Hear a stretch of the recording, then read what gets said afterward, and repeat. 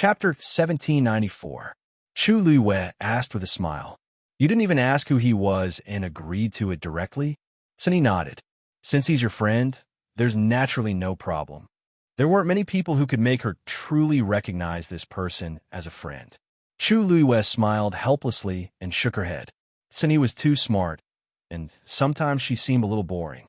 The friend she was referring to was naturally Lin Qifei. He didn't come this time, but she had already asked Mu Hongyu previously. Recently, Lin Qifei had been busy with the teleportation array in the academy, just like before. According to Mu Hongyu, Lin Qifei's strength had increased greatly recently, and the teleportation array was already built.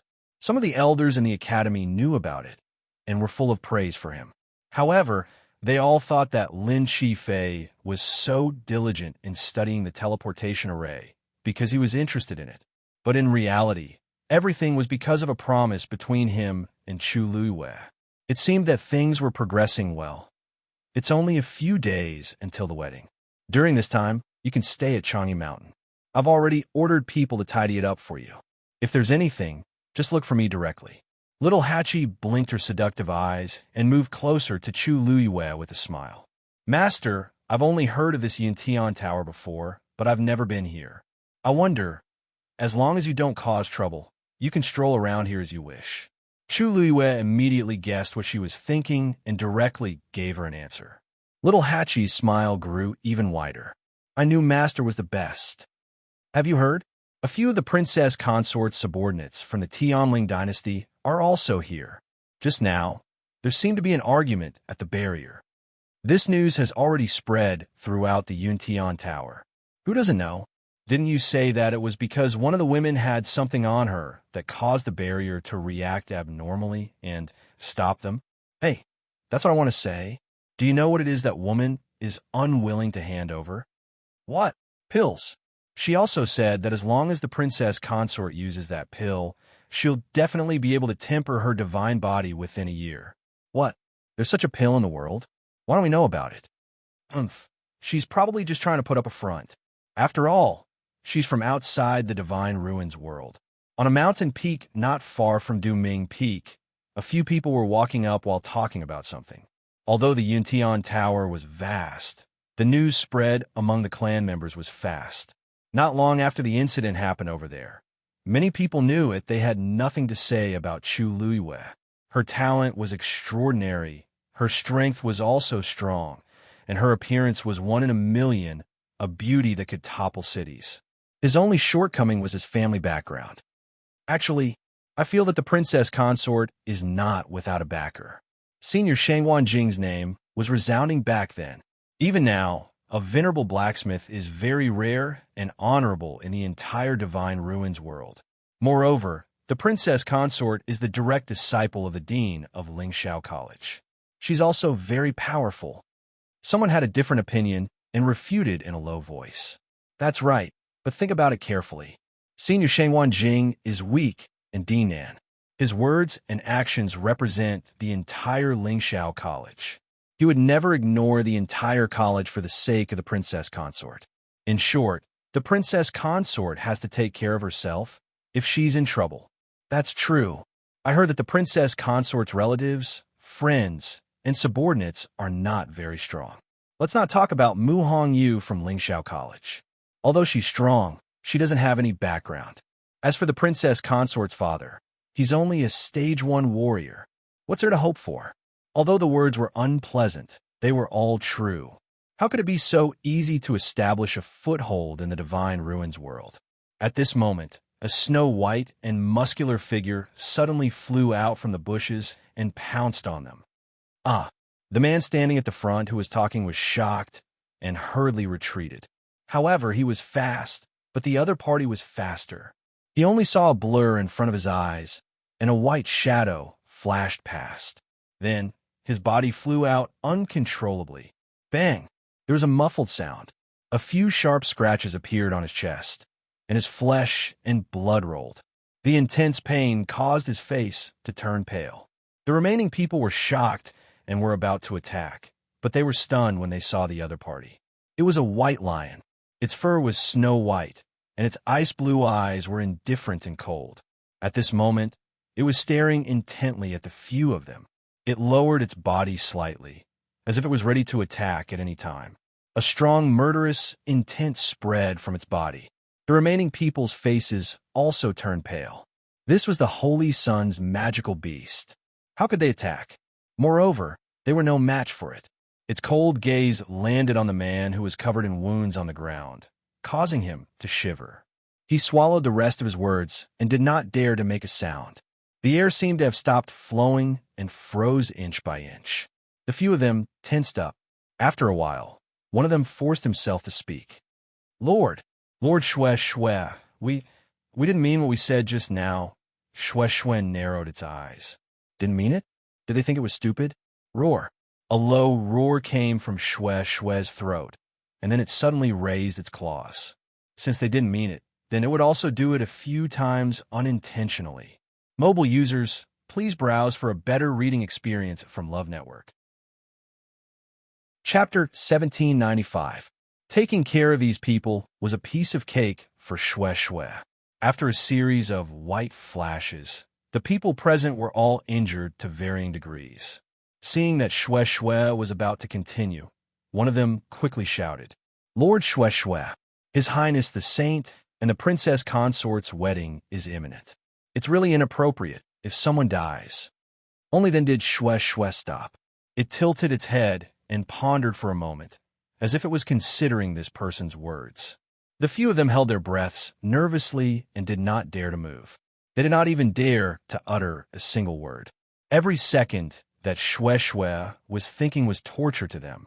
Finally, Shue turned around and left. It was indeed inappropriate to delay Master's wedding because of these few people.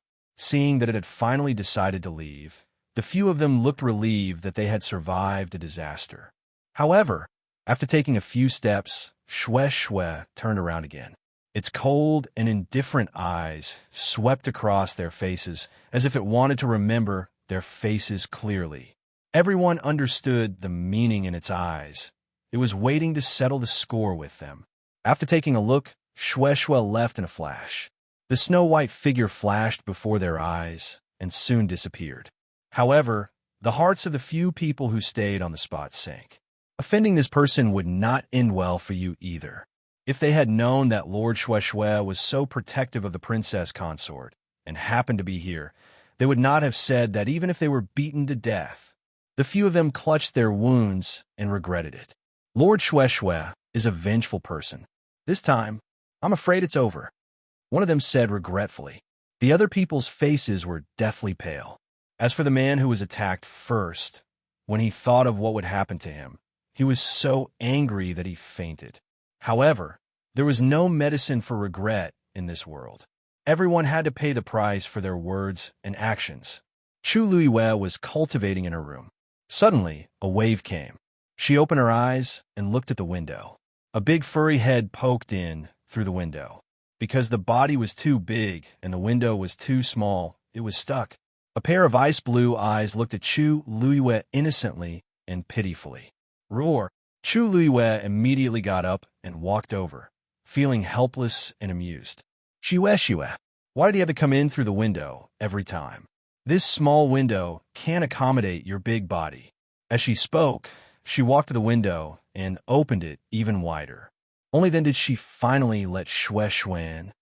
All right, you. Before he could finish a sentence, the liberated Shue immediately pounced on him. He hadn't seen it for a while, and it had grown a lot bigger and heavier. This time, Chu Luiyue almost couldn't catch it. Fortunately, her strength had increased by quite a bit, and she barely managed to scoop Shue up. A ball of furry fur reported to her. Chu Luiyue let out a long sigh.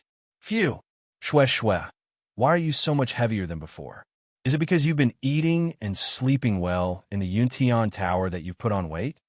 Chu Luiyue was originally teasing, but after saying that, she realized that Shue's condition seemed a little off.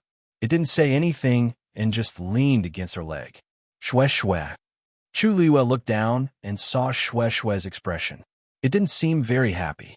Sensing her gaze, Shue looked up. There was a faint light in its ice-blue eyes, and it seemed to be very wronged. She was slightly stunned. Strange, Shue Shue was happy every time it saw her. This had never happened before. What's wrong with our Shue Shue? Who bullied you? Chu Luiwei rubbed Shue Shue's head. This was the Yuntian Tower. Even if there was bullying, it should be Shue Shue bullying others, right? Why was it so wronged? Chu Luiwei bent down and smelled an extremely faint smell of blood. Her expression changed slightly as she grabbed Shue Shue's claws. Only then did she see that there were fresh bloodstains on its sharp nails. Who did you fight with? Chu Luiwei frowned. To be able to make Shue Shue choose to fight in the Yuntian Tower, just as she was filled with worry, Shue Shue suddenly leaned its head over. Chu Luiwei was stunned. Shue Shue. Shue Shue didn't say anything. It only rubbed its big head carefully and clumsily against her shoulder. Whoa! It seemed to be comforting her. It's angry. Dumpling's voice suddenly sounded in her heart. It heard someone talking bad about you just now, so it fought with them. Chu Luiwei suddenly understood. Her heart seemed to have been hit by something soft. Shue Shue was protecting her. She smiled and hugged Shue Shue's head. Shue Shue, why lower yourself to the level of those people? Shue Shue let out a low sound. Of course it was angry.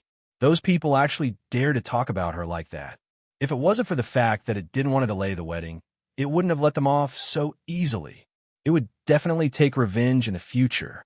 Chu Luiwei rubbed Shue Shue's head. Her eyes were slightly lowered, but she was thinking about something. Dumpling asked, "You look, I told you.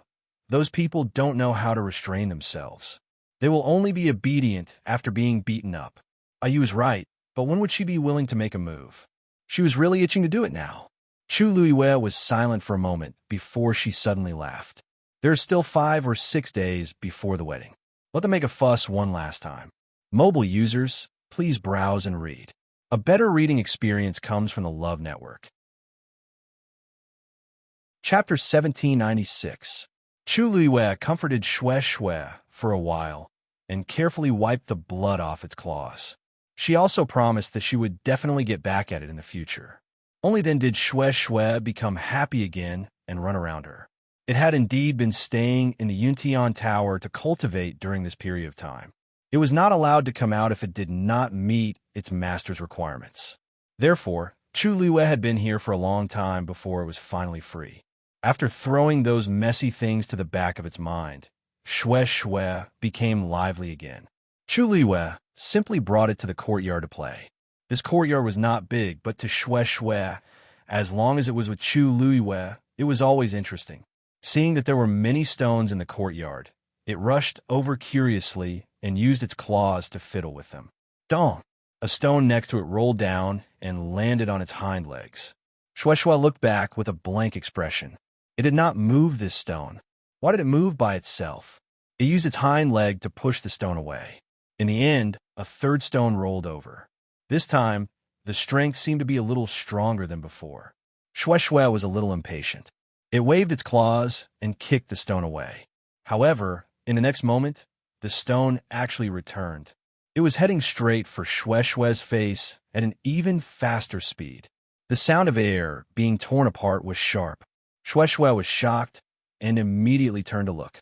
Only then did it see that when the stone flew over, it actually cut through the surrounding space, revealing a black space crack. Danger! Shue Shue immediately became vigilant. Suddenly, a clear and gentle voice sounded. Stop fooling around. It was Chu Luiwei.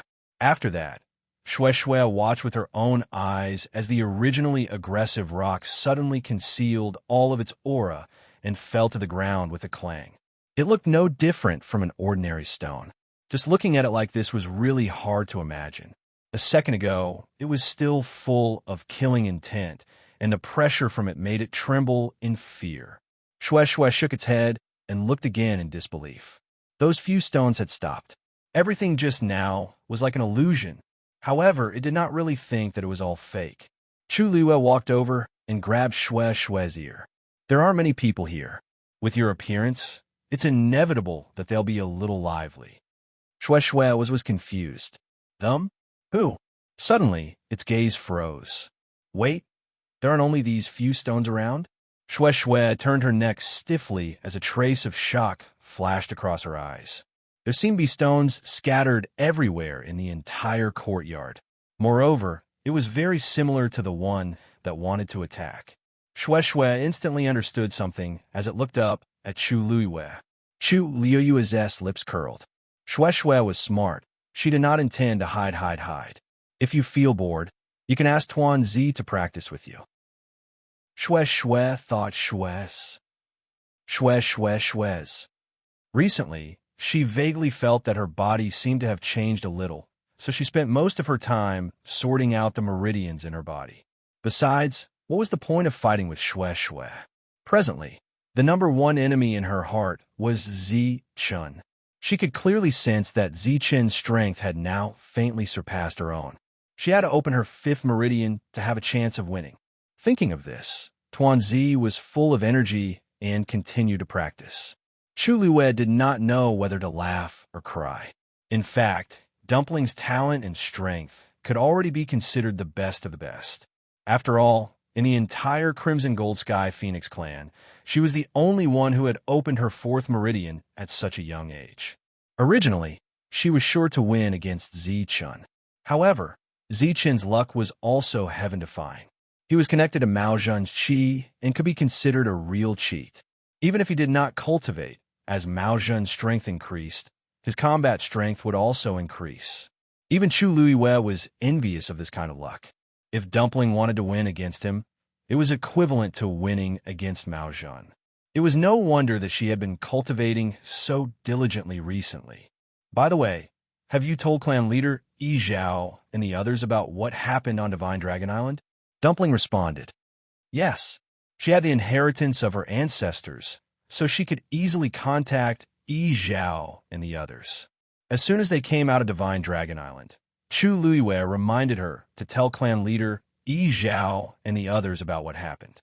Dumpling was a Crimson Gold Sky Phoenix and a young master of the clan. It was indeed a big deal for her to go to Divine Dragon Island directly. Instead of hearing random rumors from other places, clan leader Yi Zhao and the others might as well take the initiative to tell them. It would make them feel more at ease. I hope clan leader Yi Zhao and the others won't be angry. Chu Luiyue rubbed the space between his eyebrows. Tuan Zi laughed loudly and said in a crisp voice, You don't worry. Aren't we all fine and dandy? Why would Grandpa clan leader be angry? Chu Luiyue coughed and thought of Yi Zhao and the others looking at Dumpling with doting eyes. She felt even more guilty. She had promised to take good care of Dumpling before, but after leaving Phoenix Godly Mountain, she had been in constant trouble. First, it was the God-slaying tomb, then Divine Dragon Island. Fortunately, Dumpling was fine. Otherwise, Chu Luiyue really didn't know how to face clan leader Yi Zhao and the others in the future. When the wedding is over, I'll bring you back to Phoenix Godly Mountain to take a look. Although this trip didn't take too long, many things had happened in between. It was reasonable for him to go back and greet them. It could also be considered as a way of comforting them. Fortunately, the great Phoenix Dragon Clan's clan leader was Mao Zhen now, so she didn't care so much about Dumpling. Otherwise, the problem would be more difficult to solve. Okay, Dumpling didn't think too much about it. When she heard that she could go back, she immediately won happily. You are. A familiar voice sounded. Chu Luiyue looked up. Master, why are you here? She asked as she walked over. Nan Suhui waved his hand. I have nothing to do, so I wanted to come and see you. Chu Luiyue raised her eyebrows. Oh, she knew her master best. Since he was here, there must be a reason. Nan Suhui felt guilty under her gaze. He coughed a few times and finally gave in. All right. Actually, the reason why Master came over this time is because I have something to ask you. Chu Luiyue invited Nan Suhui to sit on a stone bench in the courtyard. Then, she smiled and asked unhurriedly, What do you want to ask, Master? Nan Suhui hesitated. After a long while, he raised his chin in a certain direction. Those few people are all your subordinates? Chu Luiyue knew he was asking about Sin, Yi, and the others, so she nodded. That's right. Why? Did they get into trouble? Nan Suhui hurriedly waved his hand. Of course not. They don't know how to cause trouble like you. No, master means those few children don't look old, but their talents are not bad. Especially the youngest one. His physique seems to be quite good. Do you have any intention of letting him go to the academy? Mobile users, please browse for a better reading experience from Love Network. Chapter 1797. Chu Luiwei was stunned. She put down the cup of tea that had just reached her lips. She didn't expect her master to take a fancy to little 13. Her master's eyes were famous for being picky. Otherwise, he wouldn't have only taken her as his disciple after so many years. Being able to catch his eye was enough to prove that little 13 was indeed outstanding. Chu Luiwei thought for a while and didn't immediately agree. She asked, "Why did master suddenly think of this? Have you already checked little 13's potential?" Nan Su Huai shook his head. "Not yet. It's just that this child has been running all over the mountains these few days. Although he's young and is only a stage 6 warrior, his speed is comparable to a stage 9 warrior. Thinking about it, this child's physique should be pretty good. Originally, I didn't want to call him over to take a look. But since he's your disciple, I thought of asking for your opinion first." Chu Yue's lips curled up slightly. It's little 13's good fortune to be favored by master. If he can really enter the academy to cultivate, it'll be a good thing for little 13. Please wait for a while. I'll call him over. She stood up and was about to call for him when she suddenly thought of something and asked, "If little 13's conditions are good, does master plan to take him as your disciple?" Nan Su Huai shook his head. "Of course not. It's enough for me to have you as my disciple. Besides, if he's really as good as I think, there's someone more suitable to be his master in the academy." Chu Luiwei nodded in understanding. "Little 13." She raised her voice slightly and shouted into the distance. Nan Su Huai was a little surprised. That child seems to be halfway up the mountain now. It's so far away, he can hear. Before he finished speaking, a thin figure of a young man quickly came from afar. He ran very fast, and his movements were light and nimble. In the blink of an eye, he was already in front of Chu Luiwei.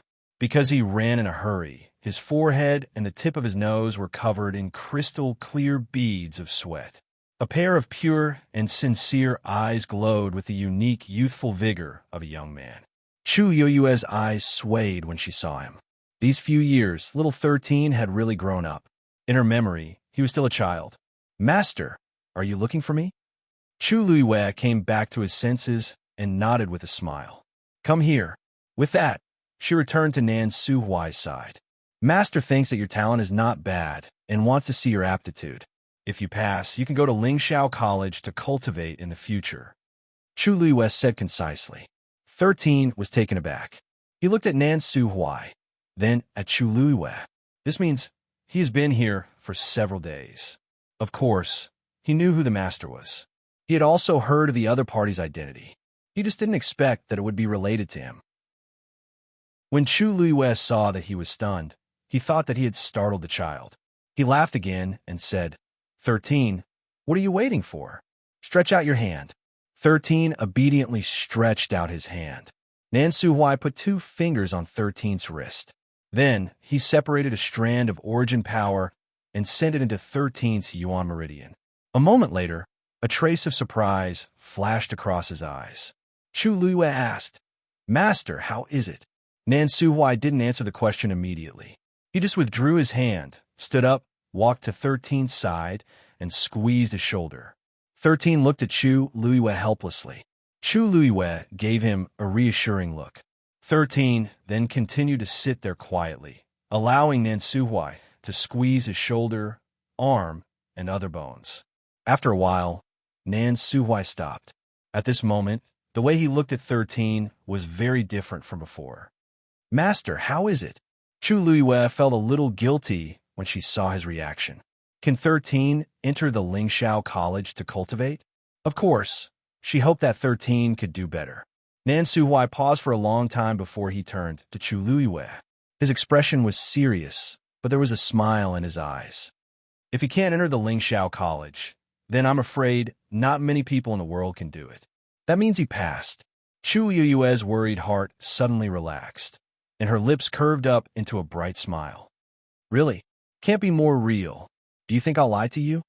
Nan Suhui also smiled. He stroked his beard and said emotionally, I didn't expect you to have such a good seedling by your side.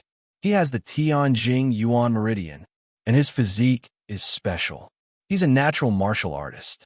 Chu Luiwei was stunned by Nan Suhui's words. She didn't know that 13 had such a top talent. She widened her eyes slightly and looked at 13. 13 blinked his eyes. His expression was pure and innocent, and there was a hint of confusion in his eyes. He seemed to be at a loss of what to do with the situation in front of him. Chu Luiwei took a deep breath. 13, why didn't you tell me before? 13 hesitated for a moment and said, I don't know about this, Nan Suhui asked curiously.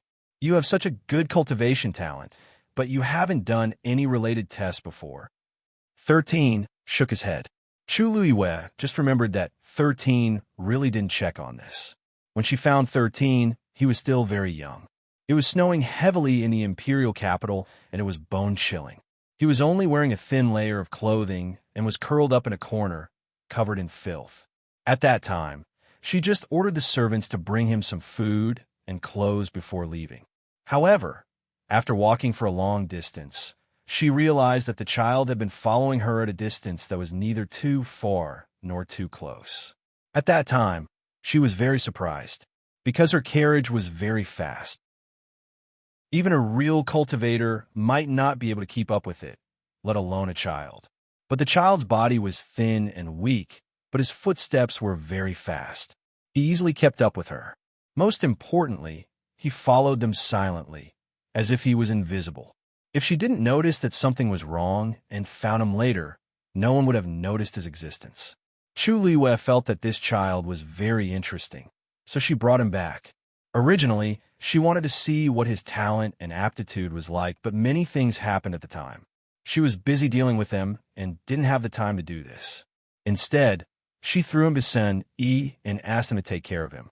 Later, when she was free, she thought of 13 and asked Sen Yi about him. Sen Yi said that 13 was quite talented and suggested that Chu Luiwei take him in and let them nurture him well. Chu Luiwei agreed without much hesitation. Since then, 13 became the youngest member of the 13 Guard. Chu Luiwei pursed her lips. Sen Yi should know about 13's situation. Why didn't he say anything? Nan Suhui stroked his beard and sighed. Even if this child goes to Lingxiao College, he will definitely be one of the best among the geniuses there. Chu Luiwei nodded and was about to speak when 13 took the initiative to speak. Master, can I not go to the college? Mobile users, please browse for a better reading experience from Love Network. Chapter 1798. The entire courtyard fell silent for a moment. Chu Luiwei was stunned for a while before she understood what 13 meant. He said he didn't want to go to Lingxiao College. Nan Suhui was also a little confused. He had never encountered such a situation before. In the world of divine ruins, countless geniuses worked hard to cultivate in the hope of entering Lingxiao College. Many people saw this as the glory of their lives and that of their entire family.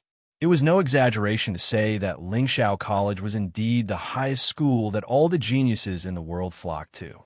They had always been the ones to choose people, and they had never been rejected like this. 13, you've just arrived in the world of divine ruins, so you probably don't know what Lingxiao College means. Chu Luiwei sorted out her thoughts and felt that 13 was still a little young and didn't consider things thoroughly. That was why he said such words.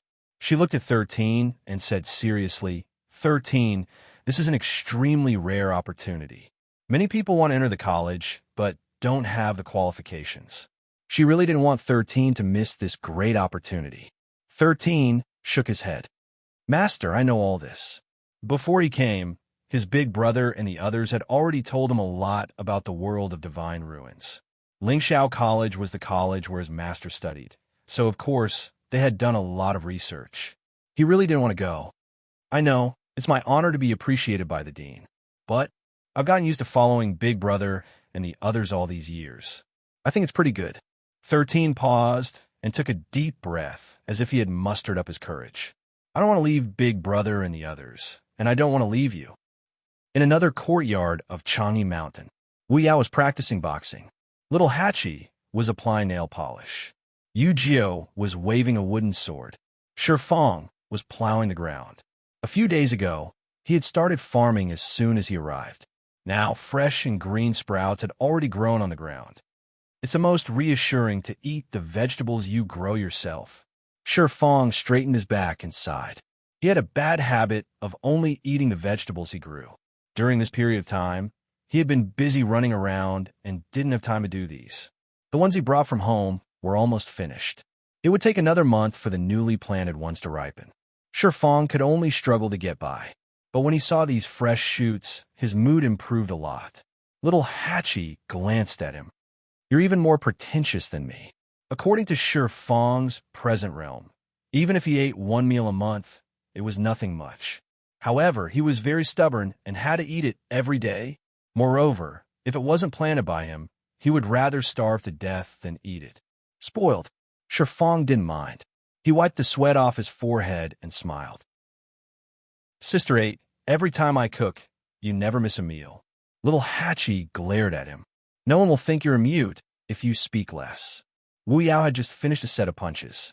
When he heard this, he couldn't help but ask, can't all of you just stop for a day? Bickering every day.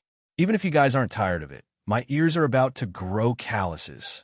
Both of them ignored him. However, Yujio interrupted. Fifth brother, you can't persuade anyone anyway. Why do you have to do this every time? Wu Yao's eyebrows twitched. Practice your swordsmanship well.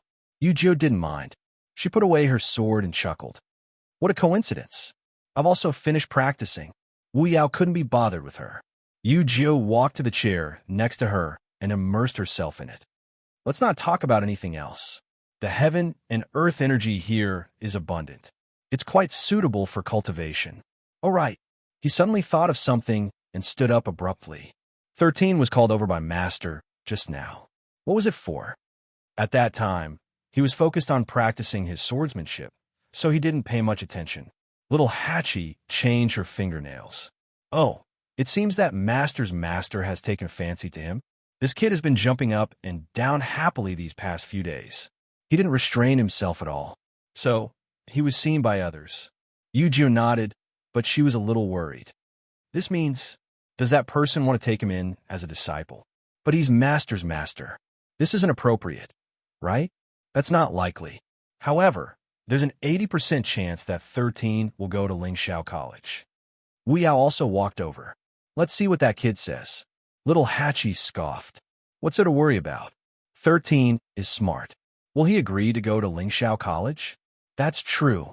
It was rare for Shi Fong to agree with Little Hachi's words. He nodded. If he agrees, then we'll have taught a fool. At this moment, Sunny walked out of the room. The few of them instantly straightened up. Big brother. Sunny stood with his hands behind his back. His narrow and indifferent gaze swept across the few of them. He said calmly, 13 has his own opinions. Let him do whatever he wants. On the other hand, don't forget where you are. Be more vigilant about what you can and can't say. The few of them looked solemn. Yes, Sunny nodded. He actually didn't care about the few of them. Ever since that incident with Master, they were much more vigilant about everything. Also, if you hear any unpleasant words these few days, ignore them. We'll discuss them after Master's wedding. At this point, he glanced meaningfully at Little Hachi. Little Hachi could only raise her hand helplessly. Got it. Can't you see that I haven't been going out these few days? There were a few times when she heard some people sneaking around and almost hit them. In the end, she decided to just stay in Changi Mountain. Out of sight, out of mind. Only then did Sin Yi nod in satisfaction. Everyone, continue with your work. After Sun Yi finished speaking, he glanced into the distance again before retracting his gaze and returning to the room. After 13 finished speaking, the entire courtyard fell silent again. Chu Liwei didn't know what to say for a moment. She could tell that 13 was speaking from the bottom of his heart. Lingxiao College might be full of temptation to others and was a holy land that they yearned for. However, this was clearly not the case for 13. She paused and wanted to persuade him again. 13, have you thought it through? If you go to Lingxiao College, you'll only be cultivating. it doesn't mean that you'll leave us. After all, I'm also a student of the college, right? Once such an opportunity was missed, it wouldn't come again. However, 13's expression gradually became determined. He stared at Chu Luiwei and shook his head. Chu Luiwei suddenly felt a headache coming on. If it were little Hachi and the others, she would just give the order directly. However, 13 was still a child. Nan Su Hui sighed and smiled in relief. Forget it. It seems that this child isn't fated to be with Lingxiao College. There's no need to force it. Also, his talent doesn't seem to have been delayed. His cultivation progress is quite good. He should have a good master. Chu Luiwei tapped her finger lightly on the stone table. 13 naturally didn't have a master. He had always been brought up by Tsin Yi and the others. Mobile users, please browse and read. A better reading experience comes from Love Network. Chapter 1799. Nan Su Hui left with some regret. Before he left, he even reminded Chu Luiwei that 13 was indeed a good seedling and must be nurtured well in the future. Actually, Nan Su Hui said this out of consideration for Chu Luiwei. After all, 13 was her subordinate. If he developed well, it would naturally be the best for her. 13 was still young and could not be seen clearly. Once he grew up, he would definitely not be underestimated. Chu Luiwei brought 13 and personally sent him out. When Nan Su Hui's figure gradually disappeared into the distance, Chu Luiwei turned around and quietly looked at 13. 13 was a little nervous under her gaze and unconsciously lowered his head. Master, did I do something wrong just now? He asked nervously. Chu Luiwei looked at him. Follow me into the room. With that, she turned around and walked into the room. Shui Shui, you go back first. Shui Shui, who originally wanted to follow, looked a little disappointed when it heard this. It scratched its head and looked at her back reluctantly for a while. Oh, it would come back later. 13 hesitated for a moment, but still followed. In the room, Chu Luiwei sat calmly. 13 stood not far in front of her, his hands clenched nervously. He lowered his head slightly and looked up at Chu Luiwei from time to time. 13, you did nothing wrong. After a long silence, Chu Luiwei spoke. But this did not make 13 relax. In his memory, his master had never spoken to him with such an expression and tone. He knew what it meant when he rejected Nan Su Hui's suggestion, so he still felt uneasy. Although Lingxiao College is a place that many people dream of going to, it does not mean that it is the same for everyone. You have your own reasons for not wanting to go. In the past, I have never forced you to do anything, and naturally I won't now. It's just that. She paused for a moment. Her gaze was as sharp as a knife as it swept past 13. I am a little surprised that you are so talented. 13 became more and more uneasy. I'm to blame for this. I should have paid attention to it back then, but I didn't know until now. From a certain point of view, she had neglected 13. 13 hurriedly said, No, this has nothing to do with Master. 13 should have taken the initiative to tell you. Chu Luiwei smiled. Actually, it doesn't matter now. The most important thing is that your talent hasn't been delayed. On this point, she and her master had the same view. For a cultivator to become an expert, many factors were needed. Talent was the undisputed first condition. However, this did not mean that you would definitely be able to grow if you had talent.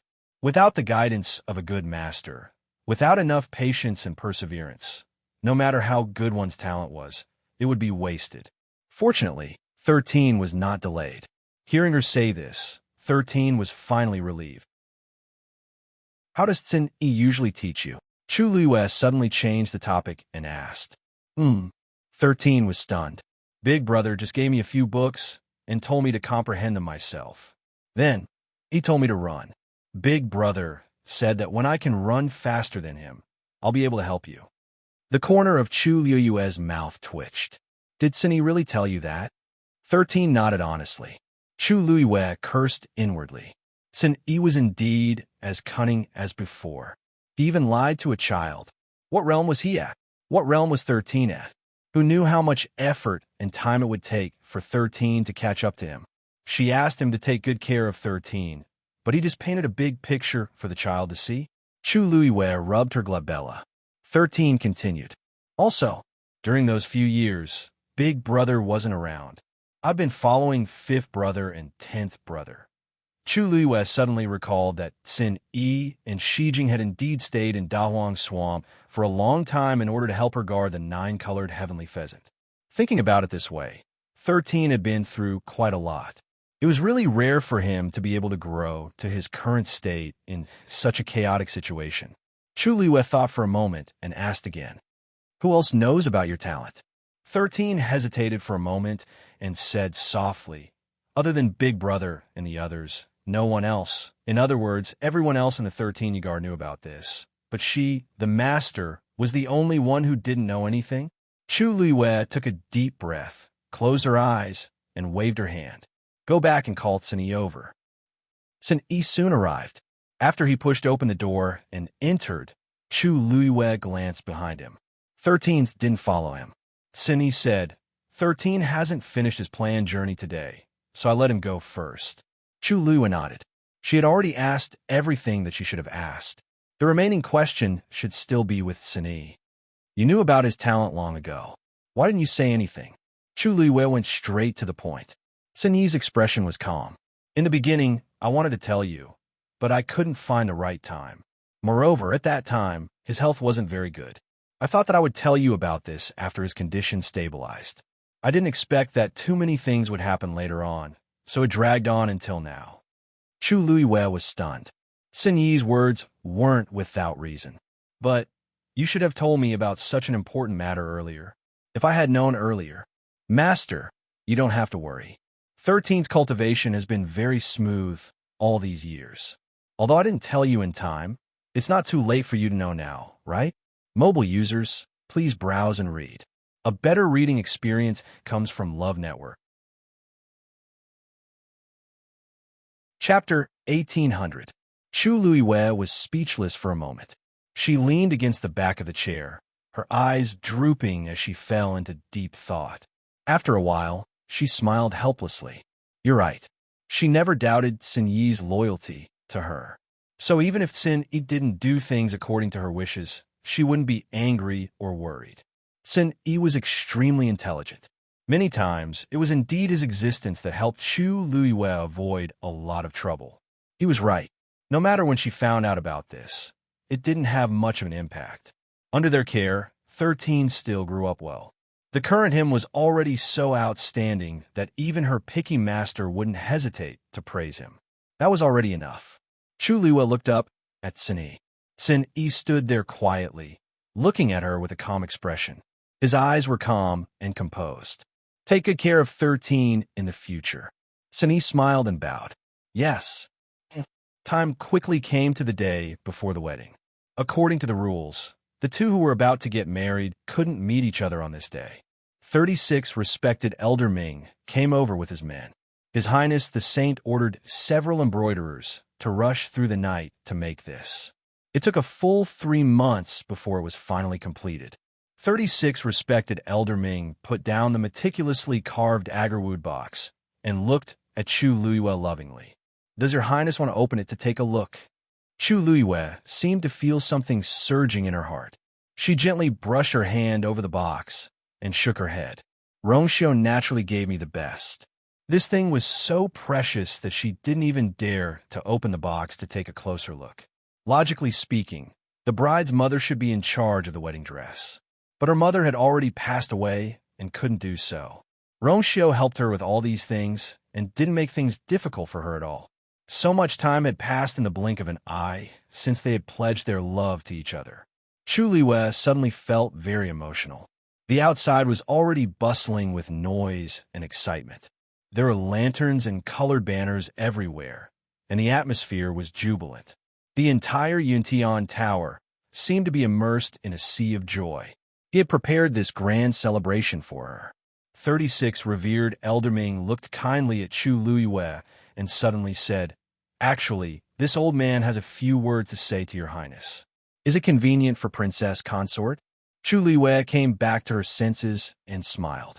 Respected Elder, you're treating me like an outsider by calling me that. Just call me Yuo. 36 respected Elder Ming's gaze became even gentler. Good. In the future, he would still address her as such in private. Seeing that Chu Luiyue had agreed, he waved his hand and dismissed his entourage. Soon, only the two of them were left in the room. Chu Luiyue knew that what he was going to say had something to do with Rong Xiao. Please take a seat. If you have anything to say, just say it. Yuer will listen. 36 respected Elder Ming nodded, walked to the window, and sat down. Yuer, come and sit too. Chu Luiyue walked over and sat opposite 36 respected Elder Ming. 36 respected Elder Ming carefully sized up the girl in front of him. She was extremely beautiful and devastatingly beautiful. Her eyes were as bright as the galaxy. They were pure and sincere, and there was a rare calmness. Such a girl should be the most compatible with him. Actually, this old man didn't like you very much at the beginning. 36 respected Elder Ming smiled and threw out these words. Chu Luiyue's gaze was calm. She knew that 36 respected Elder Ming wanted to say more than this. 36 respected Elder Ming blinked when he saw that she was so calm. Why do you look like you're not worried at all? Chu Luiyue's lips curled up slightly. You also said that it was at the beginning. If you still don't like me now, you wouldn't be telling me all this here, right? This girl is too smart. It's indeed not easy to fool her. 36 respected Elder Ming suddenly felt defeated. These two, one was harder to deal with than the other. However, he quickly adjusted his emotions and narrowed his eyes, as if he was recalling something. You should know a little about Her Highness' background. Chu Luiyue nodded. Back then, her mother went out to train and accidentally met that man. She fell deeply in love with him. She knew that the people in the clan would definitely object to her finding a man with such a lowly background, so she privately pledged her life to him. She thought that she had found her true love, but she didn't know that the man was Emperor Yao Chun, and he already had a harem of 3,000. Since then, she was disheartened, and her health deteriorated day by day. In the end, before she died, she exhausted all her strength and hid Her Highness' identity. She thought that this would be foolproof, but she didn't expect that the people in the clan never gave up looking for her. Although she was gone, they still found Her Highness very quickly. At that time, everyone in the Yuntian Tower hated this matter to the core. They even felt ashamed of Her Highness' existence and planned to directly execute Her Highness. Fortunately, Her Highness summoned the infinite divine dial and displayed the most powerful bloodline power in the Yuntian Tower in the past 1,000 years. From then on, no one in the Yuntian Tower mentioned killing Her Highness anymore. At this point, 36 respected Elder Ming's face revealed a trace of gratification, but it was quickly replaced by pity. However, this was only the beginning. Her Highness came from a special background and had no foundation. For a long time, she was bullied in the Yuntian Tower. Although I could help her, I couldn't go too far. Otherwise, it would only attract more jealousy and hatred. Time passed day by day, and she gradually grew up. I don't know when it started, but she became cold, bloodthirsty, and crazy. That's when his nickname, God of Slaughter, came into being. 36 respected Elder Ming let out a long sigh. Although her strength increased day by day, her temperament seemed to become colder and colder. Sometimes, it even made people wonder if she had already cut off all her emotions and desires and became a puppet that only knew how to kill. Chu Luiyue's heart also moved slightly. Although she had some understanding of these matters before, today was the first time she had heard a complete description. Even though many years had passed, and even Rong Xiao himself mentioned it, she didn't care much. When she heard it, her heart still throbbed with pain. At this point, 36 respected Elder Ming looked at Chu Luiyue. Fortunately, Her Highness met you later. Chu Luiyue pointed at herself. Me? Yes, you. 36 respected Elder Ming seemed to have sunk into a distant memory. I remember that a few years ago, Her Highness went out to train alone and didn't return for a long time. When I heard news of Her Highness again, she was already a student of Lingxiao College. Mobile users, please browse and read. A better reading experience comes from Love Network. Chapter 1801. Chu Luiyue's heart skipped a beat. She and Rong Xiao had indeed met before going to Lingxiao College. At that time, she had just finished her training in the Dahuang Swamp and came to the Divine Ruins world by chance. In the end, she met Rong Xiu directly. At that time, the two of them were being hunted down. In a moment of desperation, they chose to join forces. After a while, they got to know each other. After that, she said that she wanted to go to Lingxiao College to cultivate. Rong Xiu agreed almost without hesitation. Chu Liyue subconsciously thought that Rong Xiu was like her, going to Lingxiao College. After all, although she was not familiar with the Divine Ruins world at that time, she had stayed in the Dahuang Swamp for so long and heard a lot of relevant things.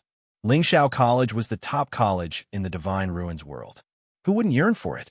Actually, at that time, the people at Yintian Tower didn't know of your existence. They only thought that His Highness wanted to go to the college to cultivate. It wasn't until later when His Highness said that he wanted to return to Yaochun that I realized that something was wrong. At this point, 36 respected Elder Ming paused for a moment. You should know that His Highness doesn't have any feelings for Yaochun. If not for a special reason, he definitely wouldn't go back. Before that, Rong Xiu had always claimed that he was ill and recuperating at Mingyue Tianshan. In reality, he had only stayed at Mingyue Tianshan for a very short period of time. Most of the time, he still stayed in the Divine Ruins world. In that time, His Highness didn't return for a long time. Later on, this old man met you. At first, he only thought that His Highness was infatuated with a woman, so he was a little unhappy. But later, he realized that it was precisely because of this woman that His Highness started to become like a normal person. He had 7 emotions and 6 desires, and he was tied down and lovesick. At that time, 36 respected Elder Ming thought that this woman was definitely not ordinary. It wasn't until later that he finally had the opportunity to meet Chu Liyue. At first sight, he fell in love with this girl. She was intelligent, quick-witted, and pure. He had met countless people in his life, and his eyes were very sharp. After meeting Chu Liyue, he liked him very much. That was why he gave him so many gifts. All these years, this old man has never seen Your Highness spend so much effort on anyone else. Except for you. All his joys and sorrows were probably caused by her alone. Your Highness has suffered a lot in the past, and has almost no one close to you. Now that you've met a woman who's in love with you, it's really rare. In the future, I hope that the two of you can grow old together. 36 respected Elder Ming gently patted Chu Liyue's hand and said solemnly. Chu Liyue's nose tingled slightly, but a smile bloomed on his lips. All right. After 36 respected Elder Ming left, Chu Liyue sat quietly in his room for a long time. By the time he recovered from his shock, he caught sight of the agarwood box by the side, and his heart skipped a beat. She stood up and walked over. There was no lock on the box, but there was a totem of the Yuntian Tower on the top. Chu Liyue thought for a while, and put the universe ring in her hand on it. The totem dissipated. Chu Liyue reached out and opened the box. What entered her eyes was a stretch of red that was as intense and elegant as flames. It was like a piece of red cloud in the evening sky that was meticulously woven. It was soft and light to the touch, and there was a faint flicker of golden light. It was gorgeous, solemn, and moving. The phoenix coronet's craftsmanship was complicated, as if it was meticulously carved by the heavens. There was a golden phoenix spreading its wings and flying, and a bright red jade bead in its mouth. It was sparkling and translucent, and the quality was excellent. The tassels on both sides hung down, adding to the beauty and gentleness. Chu Liyue's hand gently brushed across the phoenix coronet, and a thought suddenly appeared in her mind. She was really going to marry Rong Xiu. Mobile users, please browse and read. A better reading experience comes from Love Network. Chapter 1802. Chu Liyue slept soundly that night. She even had a long dream. In her dream, most of the time, she and Rong Xiu met, got to know each other, and fell in love with each other. Those scenes kept flashing in her mind. Every scene was so vivid that it seemed like it happened yesterday.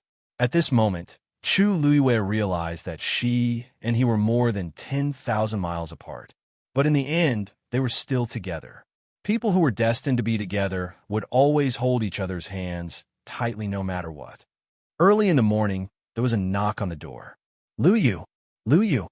Chu Luiyue was already awake.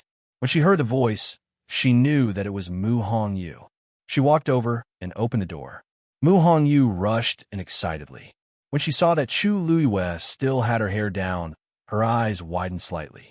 Luyu, why haven't you started to dress up? Chu Luiyue smiled helplessly. What's the hurry? Because she and Rongxiu were both in Yuntian Tower, and Chang'e Mountain was not far from Duming Peak. They could save a lot of tedious procedures. Moreover, the wedding ceremony would officially start at noon. There were still a few hours to go. Mu Hongyu thought about it and agreed. But maybe because it was her first time attending her best friend's wedding, she was very excited. Her heart was beating wildly, and she could not calm down. But you still have to prepare early. Washing up, dressing up, changing into the wedding dress. These will take a lot of time. As Mu Hongyu nagged, she forcefully pulled Chu Luiyue to the dressing table and pressed her down on the chair. Today is your wedding, Luyu. Of course you have to dress up. You have to be the most beautiful bride. Mu Hongyu looked at Chu Luiyue's soft hair. Her face was flushed, and her almond-shaped eyes were bright. Let me help you. After saying that, she prepared to attack. However, Mu Hongyu soon discovered a crucial problem. She didn't seem to know how to do her hair. Normally, she would tie her hair up simply, but on such a grand occasion, it was obviously not possible. Sigh, I've been studying it for a long time. She had spent a lot of time on this, but when it came to this, she realized that she wasn't skilled enough. If something went wrong, Poochie. A delicate laugh rang out, accompanied by the crisp sound of broken jade beads colliding against each other. Let me handle this matter. Chu Luiyue and Mu Hongyu turned around and saw little Hachi walking over with a smile on her face. She naturally took the wooden comb from Mu Hongyu's hands. Her voice was soft and charming, almost able to make people's bones melt. Little girl, watch carefully. Mu Hongyu was stunned. The other party didn't seem to be much older than her, but her charm was too strong. Comparing the two, the difference was indeed quite big. Mu Hongyu nodded subconsciously and obediently said, "Oh." Little Hachi looked at her with a smile, then reached out and pinched Mu Hongyu's cheek. Good girl. Mu Hongyu had never been teased by a woman like this before. She immediately blushed. Chu Luiyue looked at little Hachi speechlessly. She was indeed attractive to both men and women. Little Hachi looked away and stared at Chu Luiyue in the mirror. Then, her lips curved into a smile. Master, don't worry. No one is more beautiful than you today.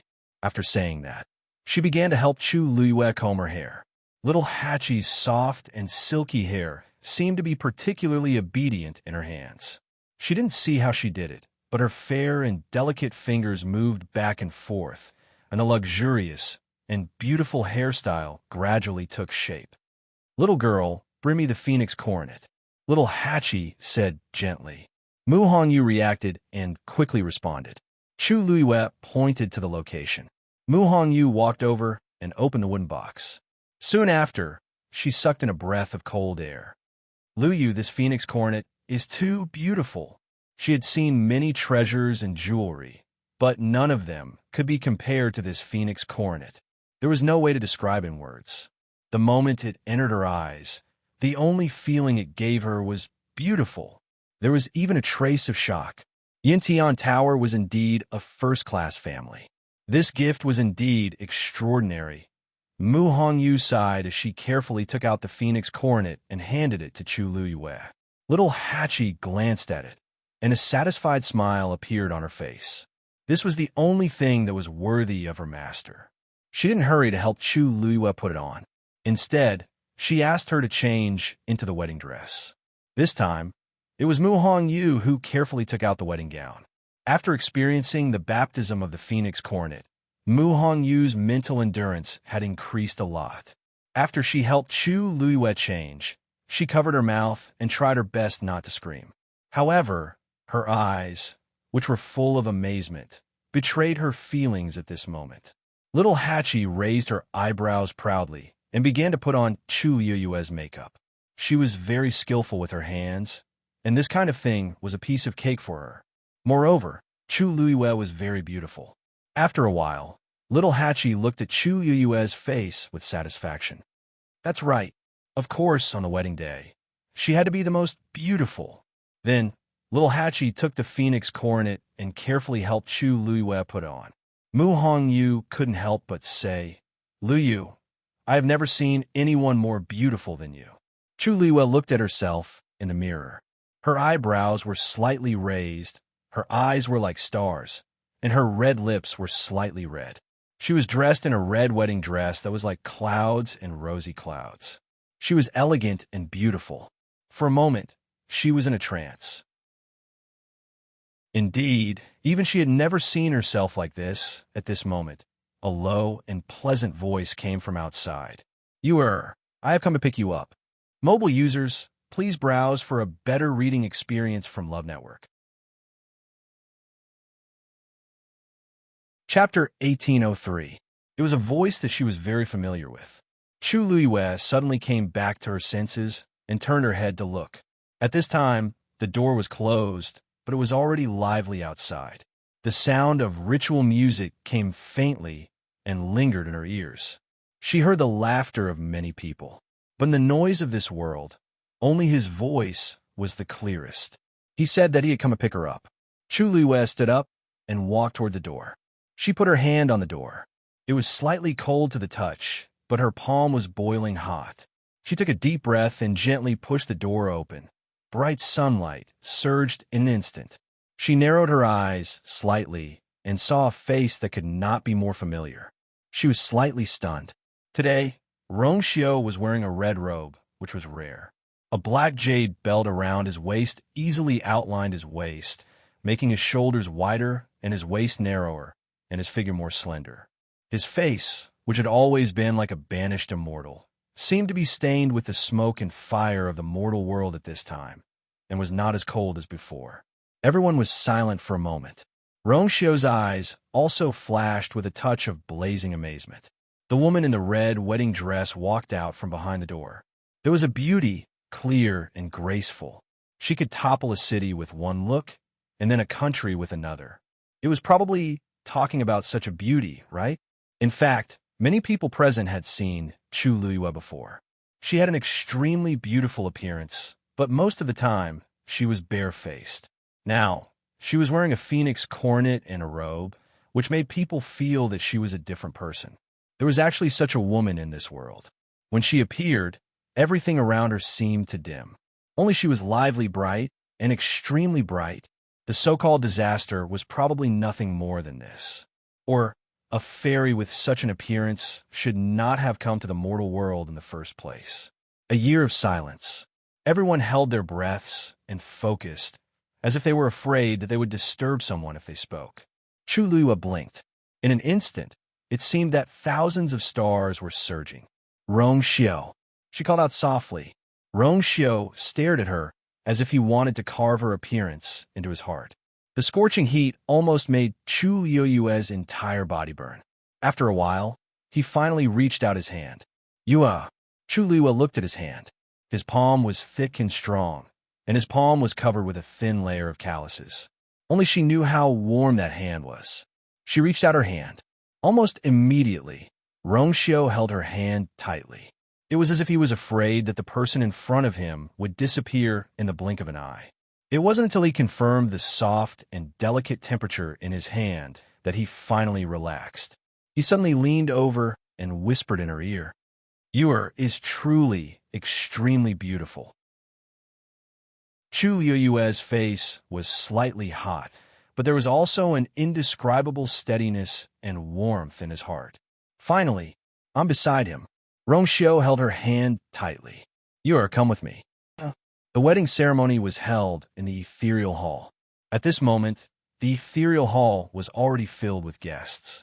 Almost all the people from the various clans and sects in the Divine Ruins world were gathered here. They were all waiting for the two main characters of the wedding. In the innermost seats were Shangguan Jing, Shangguan Yu, Chu Ning, and 36 respected elder Ming. When the crowd saw this, they couldn't help but discuss.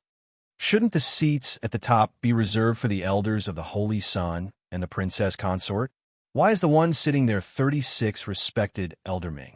I don't even recognize the few people beside him. Haven't you heard? After that commotion, the clan head of the Yuntian Tower fell into a coma a few days after returning. He hasn't woken up yet. We all know what kind of background this Holy Sun has. Since the clan head is unconscious, the only one qualified to sit here is 36 respected elderming. After all, he has been treating the Holy Sun like a teacher and father all these years. What you said makes some sense. But the three people beside him, where are they from? Could they be the princess consort's family? It's a long story. Do you see the one in the middle? That's the famous Shangwanjing, a true weapon refining venerable. I heard that he's the princess consort's Taizu, and the other two seem to be the princess consort's fathers. I've heard that the princess consort of the Yuntian Tower was born in the Tianling dynasty outside the Divine Ruins world. But after a few twists and turns, she came to the Divine Ruins world with great difficulty. Since these two are her fathers, it's normal for them to sit here together. Normal? The one on the left is still all right. He's a demigod, but the one on the right is only a stage 4 warrior. It's difficult for such a person to see us normally. But now, he's sitting in front of us and is more honorable than us. This princess consort is really amazing. You can't say that. Do you see the old man beside him? That's Nan Su Huai, the dean of Lingxiao College. He's the princess consort's master. It's said that he dotes on his disciple very much to the point of doting on her. Be careful not to let him hear these words. We'll get into trouble later. Someone disagreed. So what? Most of the people here today are here for the sake of the Yuntian Tower. Besides, even if they really heard it, do you think they'll make a scene with us here? For the sake of a Shangwan Yu? It's really not worth it. Nansu slowly clenched his hands in his sleeves and glanced at the person who spoke. Shangwan Jing raised his eyes slightly and then quickly looked away. At this moment, accompanied by the music of the ceremony, the announcement was clearly heard. His Highness the Holy Sun has arrived. The Princess Consort has arrived. Mobile users, please browse for a better reading experience from the Love Network. Chapter 1804. The ethereal hall soon fell silent. Everyone raised their heads and looked toward the entrance of the hall. A perfect couple was walking over hand in hand. In an instant, all the light seemed to have gathered on the two of them. It was bright and dazzling. They clasped their hands and walked side by side towards the main hall step by step. There seemed to be an indescribable aura that shrouded the two of them, forming a small world that isolated them from the others. That small world could only contain the two of them. It couldn't contain anyone else. Shangwan Jing and the others were invigorated, and they subconsciously straightened their backs. 36 respected Elder Ming also felt a myriad of emotions in his heart. The Holy Sun had been thinking about this matter for far too long. Now, he finally got what he wanted. He had never seen such an expression on the Holy Sun's face before. Joy, pride, and gentleness. There is also a myriad of emotions that he didn't conceal in the depths of his eyes. Everyone's gaze followed them, and there was only one person in his eyes. This scene was so beautiful that no one could bear to disturb it. Many of the people gathered in the hall had complicated expressions on their faces when they saw this scene. No one would have thought that the Holy Sun of the Yuntian Tower would really marry such a princess. Of course, many of them had interacted with Chu Luiwe before, so they didn't dare to underestimate her. All kinds of gazes fell on the two of them. Rongxiu didn't mind, and Chu Luiwe didn't mind either.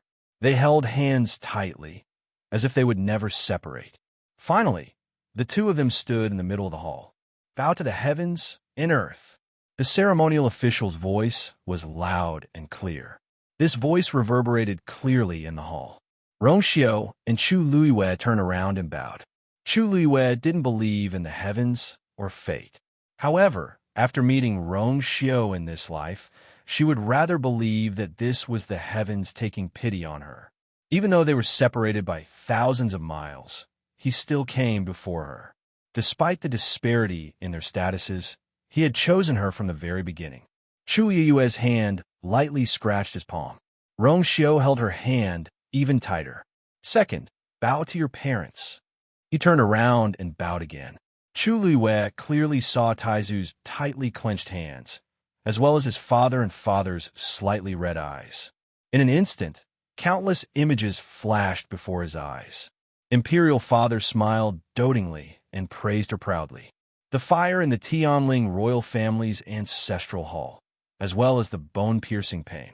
When he woke up again and dragged his body back to the Chu clan, the first thing he saw was his father's figure rushing over and his father's anxious greeting. For her, he had been tossed around many places and had gone through many trials and tribulations. Even if his clothes were tattered and he was covered in wounds, he still insisted on seeing her one more time. The nervous and perturbed look in his eyes after knowing her identity. When he heard her call him daddy, he was willing to give up everything. And along the way, the Taizu had protected him countless times. Chu Liyue's eyes became hot, and the tip of his nose became slightly sour. Actually, she had always been loved and protected. No matter how much pain she had experienced, there was still a family that would become her warm arms. Husband and wife, bow to each other. Chu Liyue raised her gaze slightly and looked at Rong Xiu, looking into his deep, phoenix-like eyes. She saw her figure clearly reflected in them. She saw the gentleness and love in his eyes. Her red lips curved slightly, and she smiled. To be able to marry your highness in this life, I have no regrets. Rong Xiu looked at her and smiled. He enunciated each word clearly. No, it should be said that to be able to marry your Rong Xiu is blessed by 3 lifetimes. Digression. There's no more in the morning. Everyone, go to bed early. There are probably more than 10 chapters during the day. Ahem. The chapters will drop around noon, 6 p.m., and 11 p.m. Please check. I heard that some people want me to update 50 chapters a day. Ahem. Although I didn't manage to do it, but for the next 3 days, I'll update more than 10 chapters a day. Mwah. Mobile users, please browse and read. A better reading experience comes from Love Network. Chapter 1805. The two of them bowed to each other. The ceremony is complete. As the chanter's clear voice spread throughout the grand hall, fireworks were set off from the numerous mountain peaks outside of Duming Peak. Bright patterns bloomed in the sky. Even during the day, one could still see the sparkling radiance. 36 revered Elder Ming stroked his beard and sighed. The Yuntian Tower has not been so lively for a long time.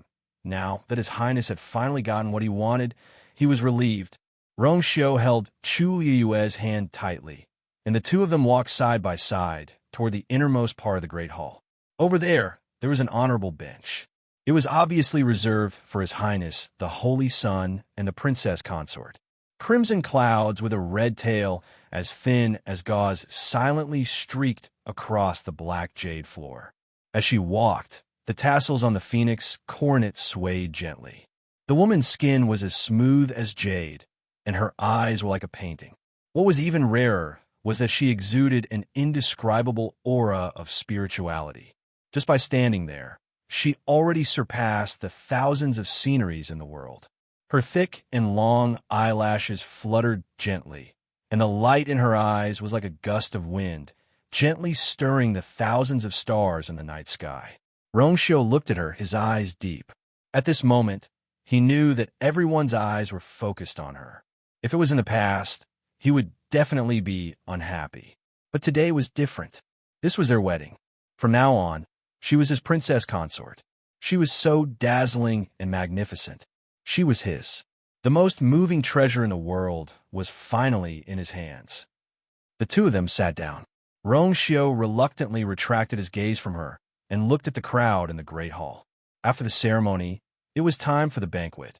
But before the banquet began, there was still an extremely important process to go through. Gifts from the various families. After all, the Yuntian Tower was a first-rate family in the Divine Ruins world. It was famous and had noble status. Now, that it was the wedding of the powerful holy sun, Rongxiu, of course, the various families had to prepare generous gifts to celebrate. The richness of this congratulatory gift was very important. On the one hand, it reflected the wealth and background of the person who gave the gift. On the other hand, it also showed that they were close to the Yuntian Tower. Today is Ai's wedding. Welcome, everyone. If there is any neglect, please forgive me, Rongxiu said as he raised his glass. Everyone raised their glasses as well. The hall was bustling with noise and excitement. Chu Luiwei sat next to Rongxiu. We picked up the wine cup in his hand. He found that it had been replaced with green tea.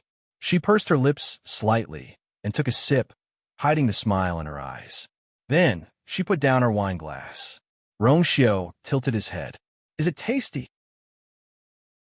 His gaze fell on her moist and full lips, and his eyes suddenly darkened.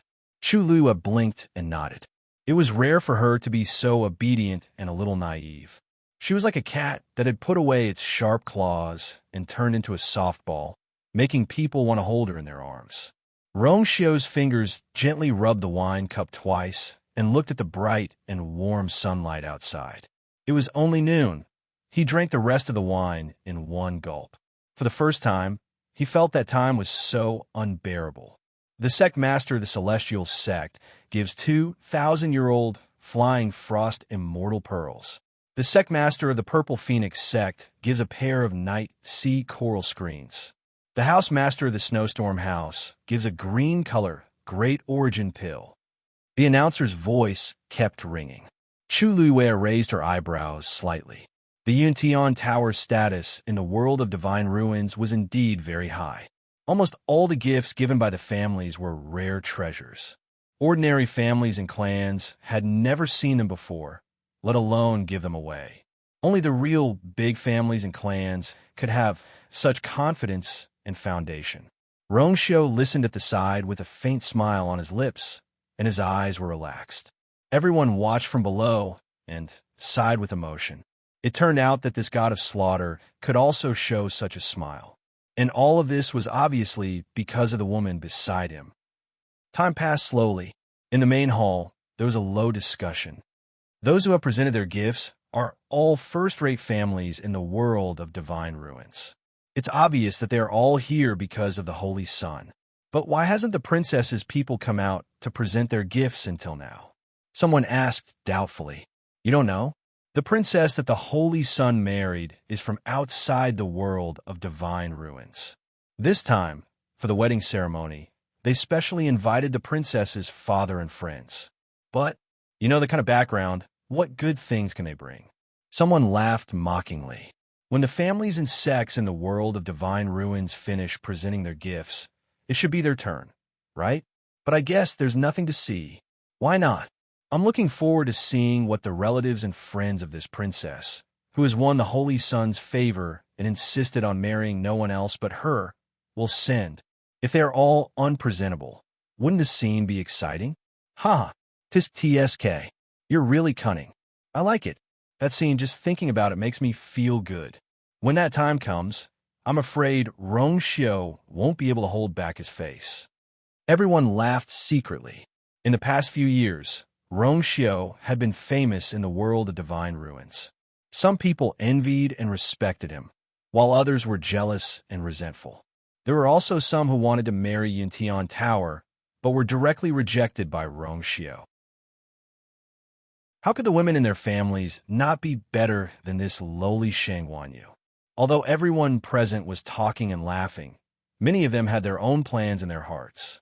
There were more than one or two people who wanted to see a joke. If this princess was embarrassed today, it would be equivalent to the Holy Sun, Rongxiu, losing face. Although many people lowered their voices, the ethereal hall was only so big, and most of the people present were top-notch experts, who wouldn't be able to hear them. He had said that on purpose. On one hand, many of the clans present were first-rate clans, and they weren't inferior to Yuntian Tower. On the other hand, they felt that they were speaking the truth. If the truth was unpleasant to hear, how could they not be allowed to speak it? 36 respected Elder Ming frowned and looked at Rongxiu. However, he saw that Rongshio's expression was normal, as though he didn't care about these words. He turned his gaze and looked at Chu Luwei. Fine, this person is still smiling. 36 respected Elder Ming sighed in his heart. I really can't see through them. At this moment, Shengwan Jing suddenly spoke. Yue. This low and deep voice immediately attracted everyone's attention. The ethereal hall fell silent. Chu Luwei looked over. Taizu. Shengwan Jing smiled. You and Rongshio have finally come to fruition today.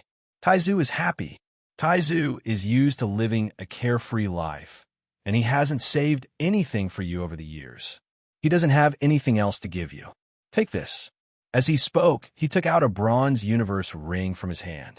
Chu Luwei smiled like a flower.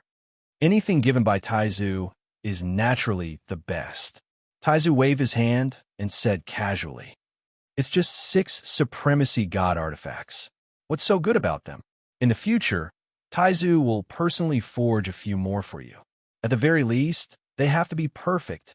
Mobile users, please browse for a better reading experience from LoveNet.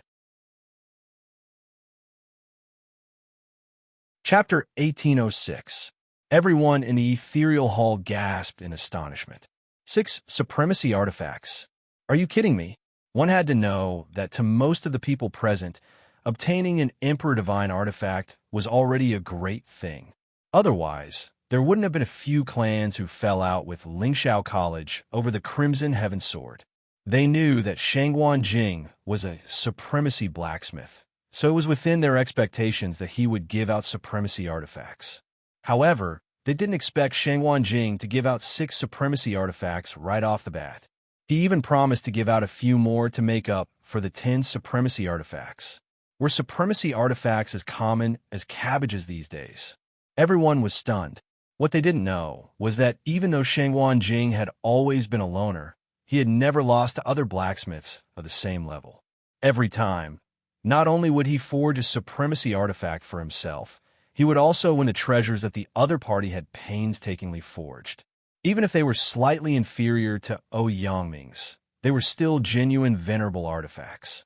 Putting everything else aside, when it came to Supremacy artifacts, he was indeed rich.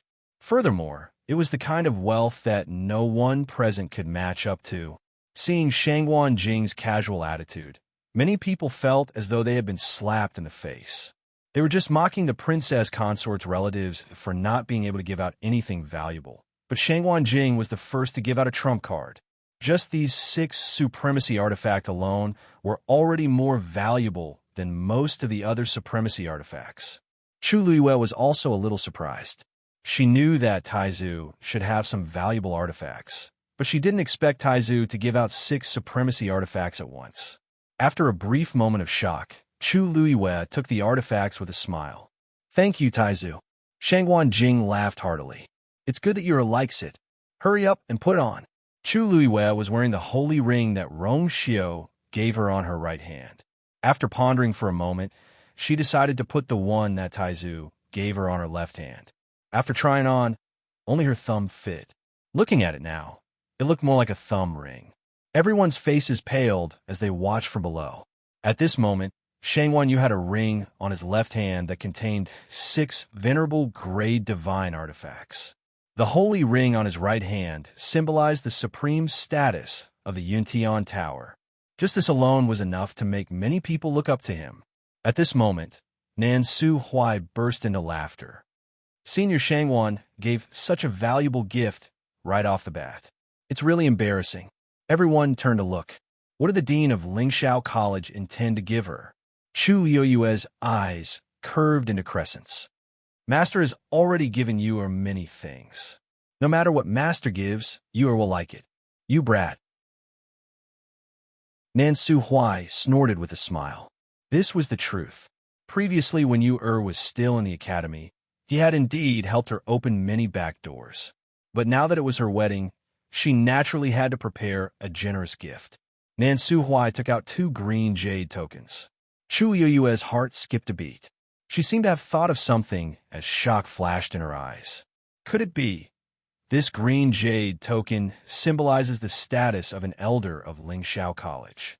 Those who hold this token can enter and leave Lingxiao College at will and enjoy the treatment of an elder. As he spoke, he flicked his wrist.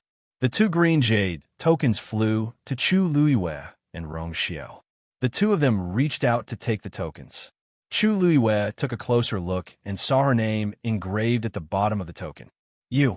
She turned her gaze and saw the word Xiao engraved on Rong Xiao's green jade token. Just inject your force into it, and it will be activated, Nan Su Huai said with a smile. Chu Luiyue nodded. She held her breath and injected some force into the token. Buzz! The green jade token shone brightly. A number gradually appeared. Chu Luiyue opened her eyes wide. This is... Nan Su Huai saw her expression and smiled even more proudly. I have already deposited some points inside. This should be enough for the two of you to use for a while, right? There is such a bonus. It was a pleasant surprise. How could it only be used for a while? Chu Luiyue felt that even if she did whatever she wanted, she would not be able to spend it all in 10 years. Outsiders might not know what this number meant, but she knew. With these points, wouldn't she be able to pick the herbs in the Medicine Wind Valley as she wished? Wouldn't she be able to read the Xian Array medical books in the library as she wished? The gift that her master had given her had truly hit the bottom of her heart. Chu Luiyue raised her head, her eyes shining brightly. Thank you, Master. She suddenly felt that Master was more amiable. Nan Su Huai raised his finger and shook it. Actually, these are not the most important things. Do you know the most important thing about this green jade token? Chu Luiyue was stunned. The green jade token was exclusive to the elders of the school. Master did not mean that she and Rong Xiao would become the elders of the school. He only meant to give them the green jade token. Did it mean something else? Nan Su Huai put one hand behind his back and raised his chin slightly. He still had a smile on his face, but there was a hint of dignity in his eyes that could not be disobeyed. The holder of the green jade token will receive the highest protection of the Lingxiao College. If anyone hurts you, the Lingxiao College will avenge you at all costs. Every word was sonorous and forceful. It was like a clap of thunder that exploded in everyone's ears in the main hall. Everyone looked at each other and suddenly understood something. Nan Su Huai was going to protect Shang Wanyu to the end. What did he mean by that?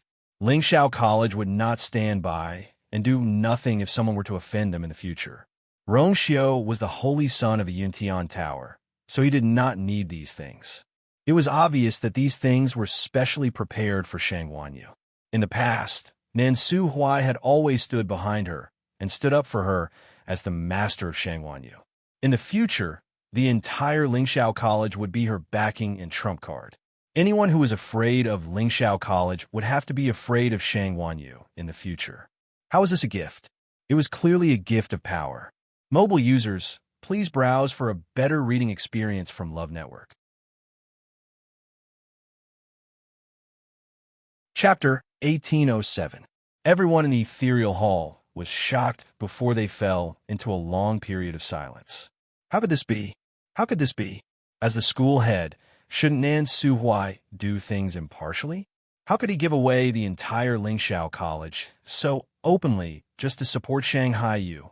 Wouldn't the other elders and students of Lingxiao College object to this? Nan Su Huai's actions aren't too appropriate, right? Indeed, even if Shanghai Yu is his disciple, he shouldn't dote on her like this. How would the other students in the academy think of this? I've heard that Nan Su Huai dotes on his disciple a lot, and it seems like he really lives up to his reputation. As expected of the school head.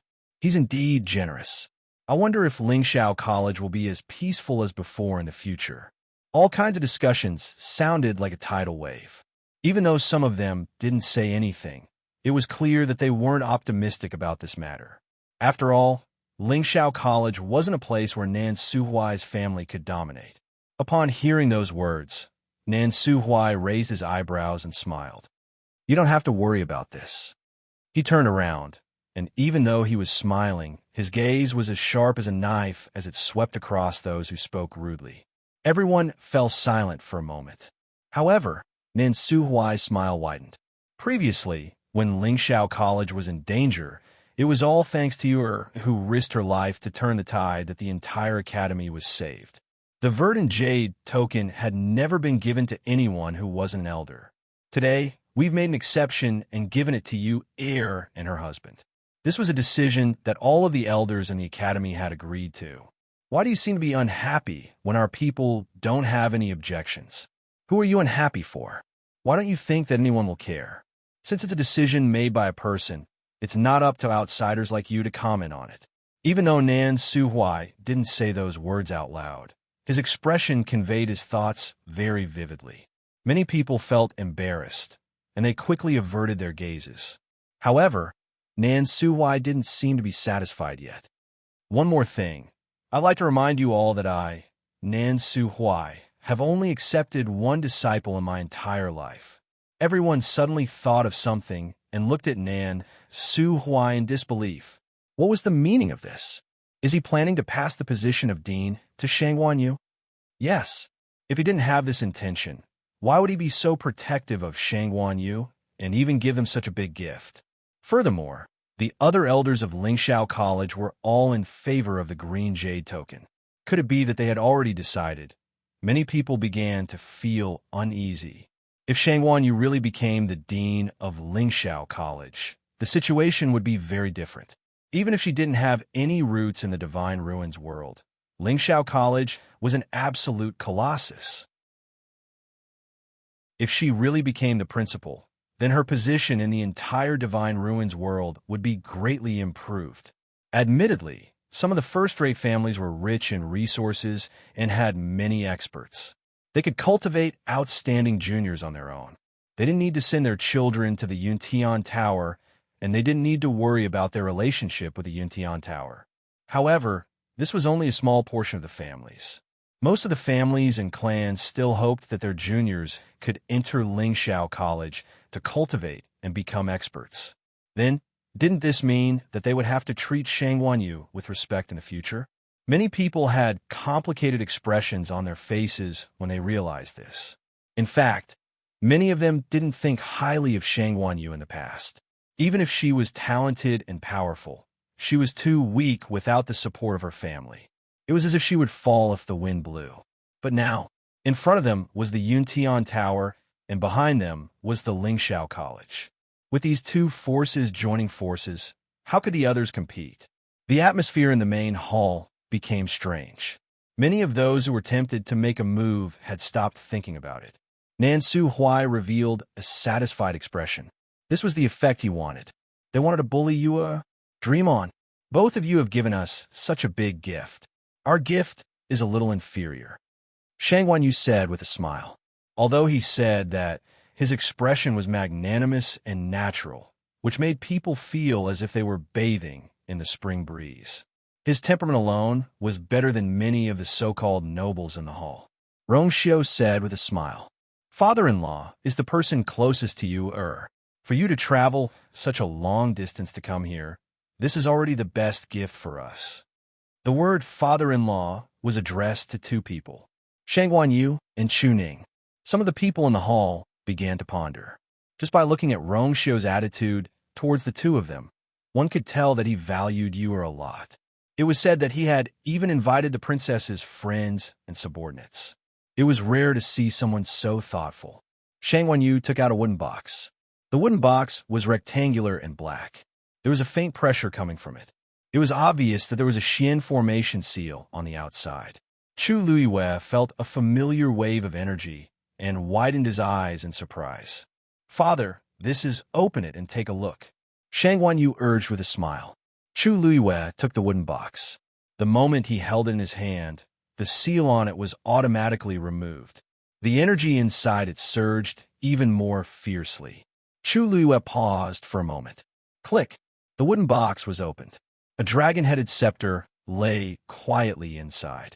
Chu Luiyue's heart skipped a beat. As expected, it was the Tianling scepter. Before I came here, the Tianling scepter flew out of the Longquan Palace. I brought it with me, Shangguan Yu explained. It belongs to you after all. Chu Luiyue suppressed the excitement in his heart and reached out to hold the Tianling scepter. Buzz! In an instant, The eyes of the dragon head on the scepter shone brightly. Almost instinctively, Chu Luiwe held her scepter and swung it down. Shwa! The sound of air being torn apart sounded. At the same time, an incomparably powerful aura descended upon the entire ethereal hall. A supremacy artifact? Everyone was once again thrown into disarray. Why was it a supremacy artifact? Could it be that the people of the Shangwan clan were all giving such gifts? Shangwan Jing laughed heartily. This little thing still likes to stick to you. Chu Luiwe could also sense that the energy coming from the Tianling scepter seemed to be stronger than before. She had never noticed that it was a supremacy artifact before. As if seeing through her thoughts, Shangwan Jing explained. This Tianling scepter is indeed a supremacy artifact that I forged a long time ago, but it's a little different from ordinary supremacy artifacts. The stronger the wielder is, the stronger the power it can unleash. In the past, your cultivation wasn't high enough, so the power you could sense and wield was limited. However, now that your cultivation has increased significantly, it's only natural that the power it wields is different. Mobile users, please browse for a better reading experience from the Love Network. Chapter 1808. Chu Luiwe was amazed when she heard this.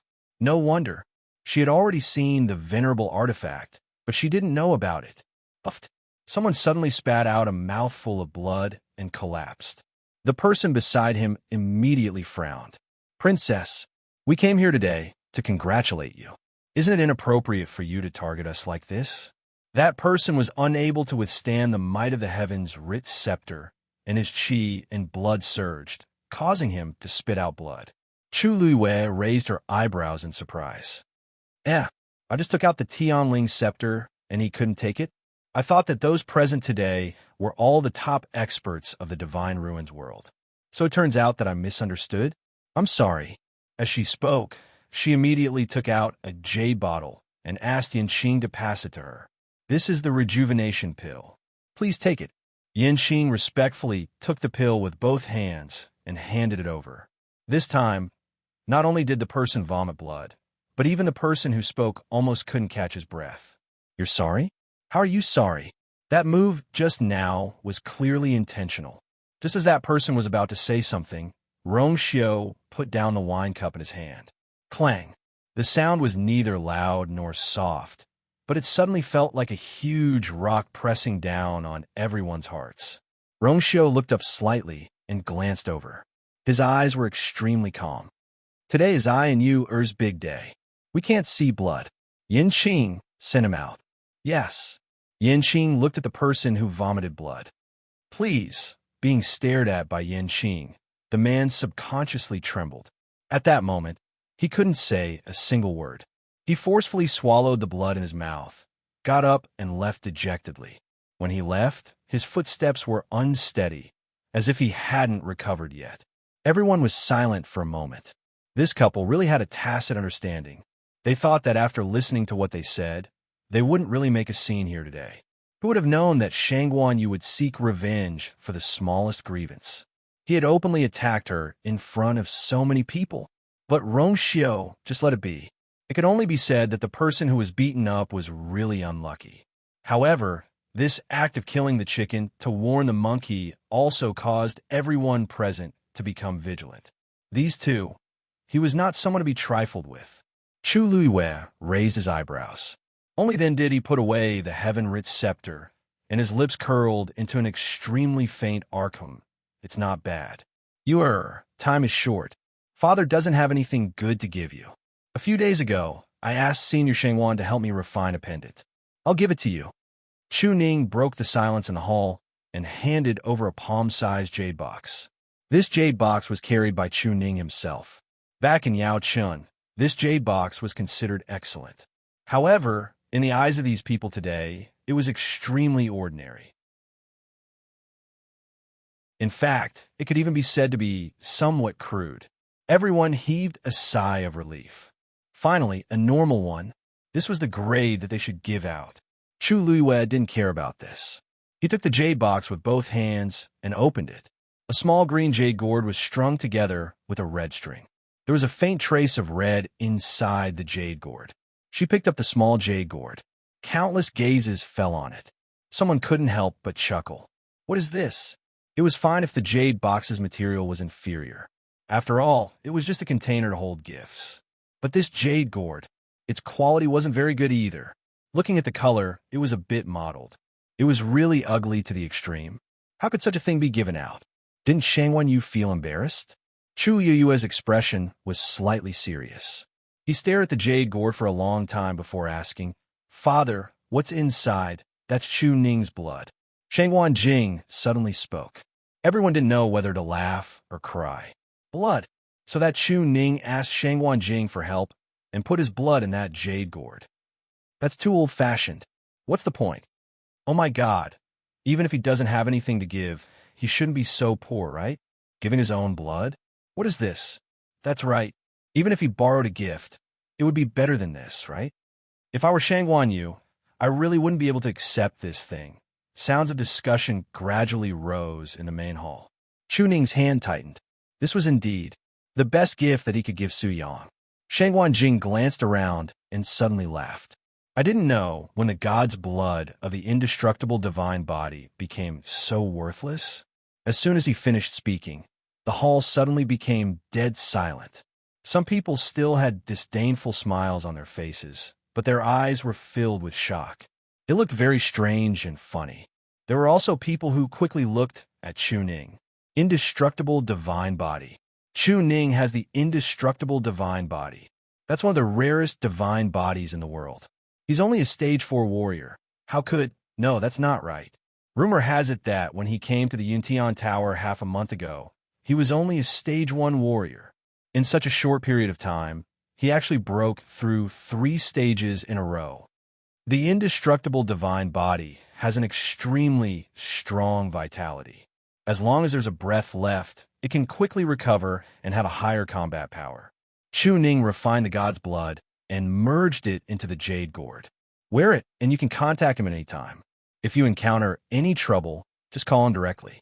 If it's really dangerous, break the jade gourd, and the god's blood will help you recover. Although it could only be used once, it was equivalent to having half an extra life. Chu Ning's current realm is not high, and the power of the god's blood is also relatively thin. During this period of time, in order to refine this drop of blood, he suffered a lot. Chu Ning quickly shook his head. No, Senior Shangwan is exaggerating. Daddy doesn't have anything to give you. I just hope that you will be safe. Chu Yue's nose twitched, but his lips bloomed into a smile. Thank you, Daddy. He didn't have any rare treasures, only love and passion. He didn't hesitate to give it to her. She was so lucky. Daddy, your gift is no worse than anyone else's. Everyone was silent. Needless to say, the indestructible divine body's god's blood. They didn't even think about it. Shangwan Yu directly had it. Who didn't want to have half an extra life? Even a seemingly lowly existence like Chu Ning could actually give away such a heaven-defying treasure. What kind of luck did Shangwan Yu have? At this moment, an announcement came from outside. The Crimson Gold Sky Phoenix Clan's clan leader, Yi Zhao, has arrived. Everyone turned around in shock. Yi Zhao, the Crimson Gold Sky Phoenix Clan's clan leader? Why is he here? Under everyone's gaze, a tall and sturdy figure appeared outside the door. The moment he appeared, a powerful and vast aura was emitted from his body. It was so oppressive that everyone couldn't breathe. Everyone subconsciously held their breaths. Yi Zhao, to them, he was also a legendary figure. Someone muttered in a low voice. Yi Zhao actually came. Is he here to cause trouble for Shangwan Yu? Digression, continue at 6 p.m. Mobile users, please browse for a better reading experience from Love Network. Chapter 1809. I've long heard that Shangwan Yu contracted a Crimson Gold Sky Phoenix and was invited to Phoenix God Mountain some time ago. Later on, I don't know how he came out. Yi Zhao appearing now. Could it really be because of that matter? It's most likely. The Crimson Gold Sky Phoenix clan is so noble and arrogant. Yi Zhao has never interacted with the human race. Today, he's here personally, so it's definitely not simple. If the Crimson Gold Sky Phoenix clan really wants to make a move on Shangguanyu, the Yuntian Tower won't be able to stop them, right? Not to mention the Yuntian Tower. None of the families present could be compared to the ancient Divine Beast clan's combat power. Many people in the hall stood up at the same time. Clan leader Yi Zhao, nice to meet you. We've heard a lot about you. I didn't expect to meet you today. Clan leader Yi Zhao. Many of the people who still had some pride on their faces just now changed into eager and courteous smiles one after another. It was not difficult to hear the flattery in their words.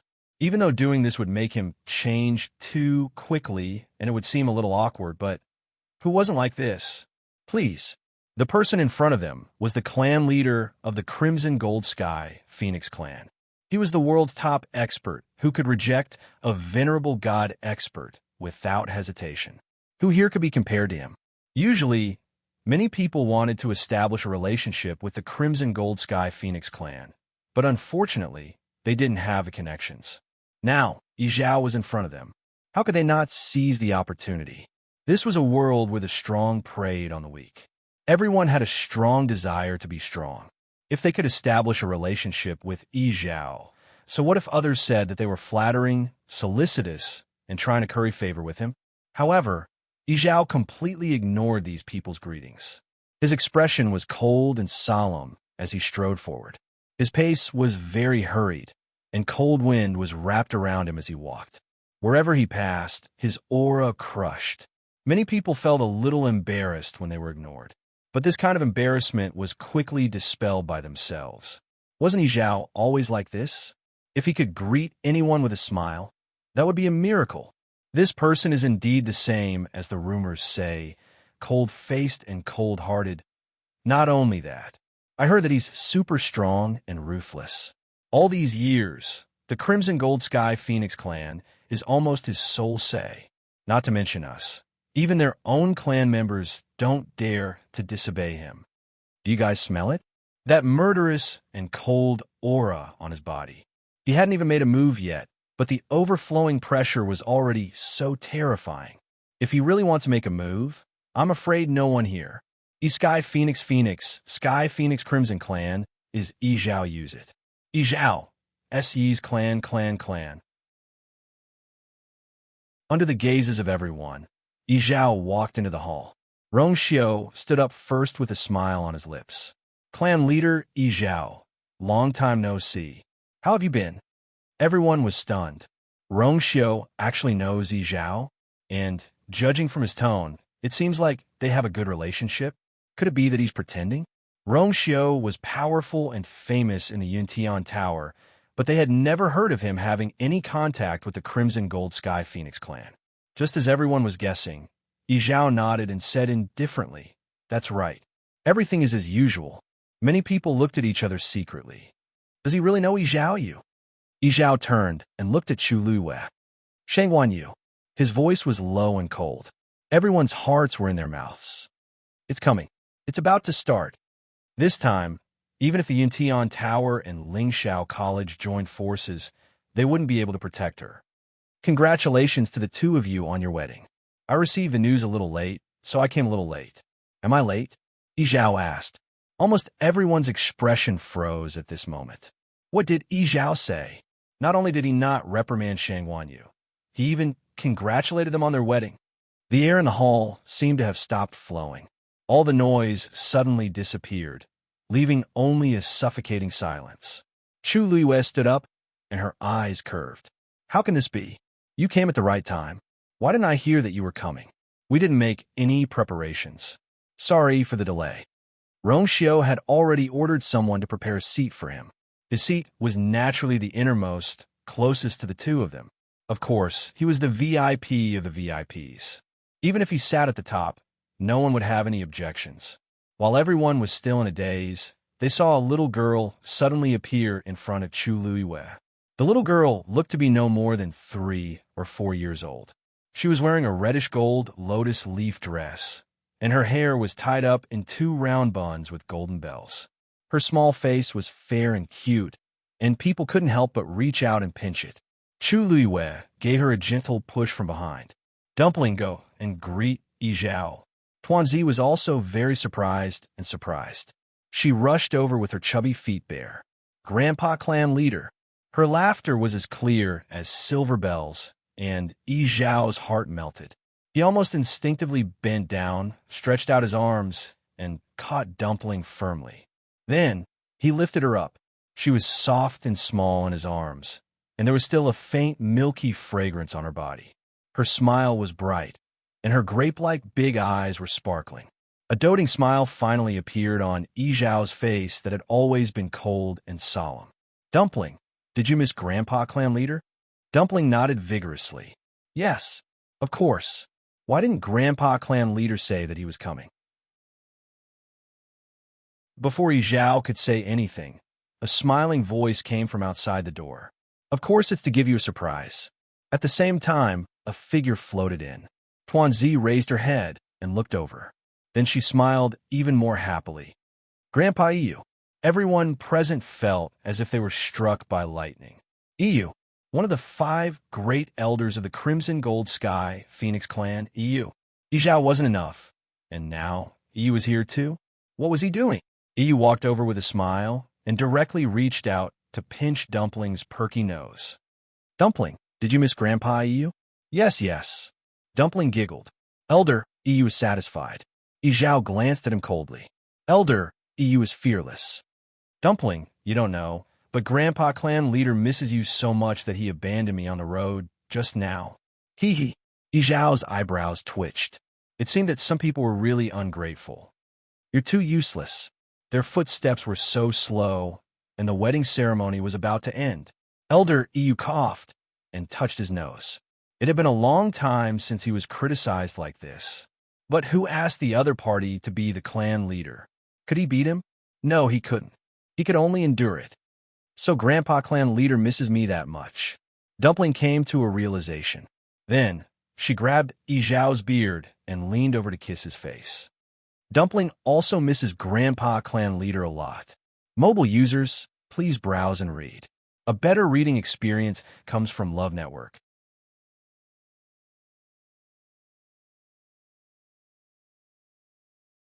Chapter 1810. Yi Zhao's body stiffened. He was so agitated that his hands were trembling.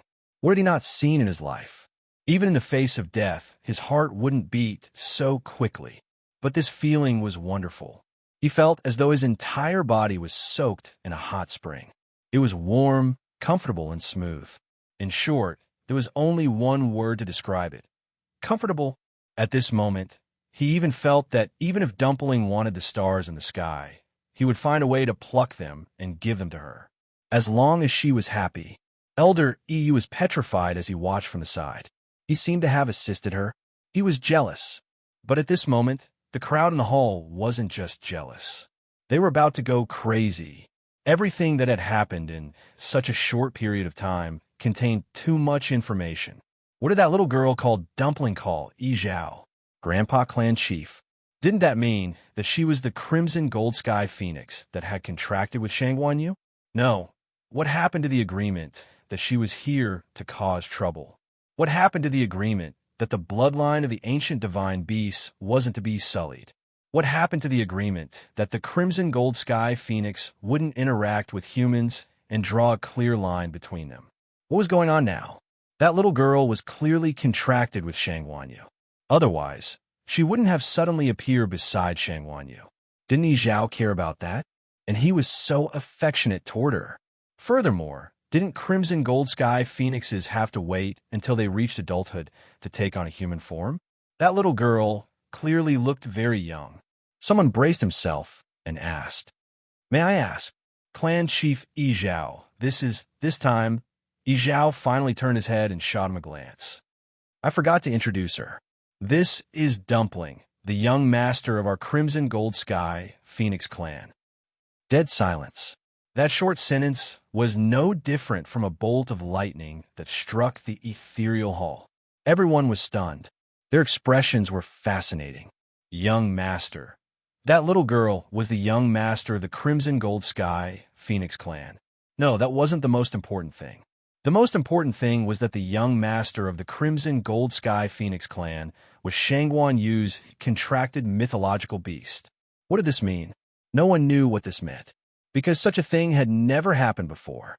Just a moment ago, they were still thinking that Shangguan Yu might be targeted by Yi Zhao because of the Crimson Gold Heavenly Phoenix. In the next second, Yi Zhao dropped such a bombshell. How could anyone accept this? No. How could there be such a person? It's one thing for you to form a contract with a divine beast, but it's an ancient divine beast. Putting aside the fact that he was an ancient divine beast, he was actually a young master. Normal people wouldn't even dare to dream like that. Chu Luiwei said with a smile. Patriarch Yi Zhao, Elder Yu, please take a seat.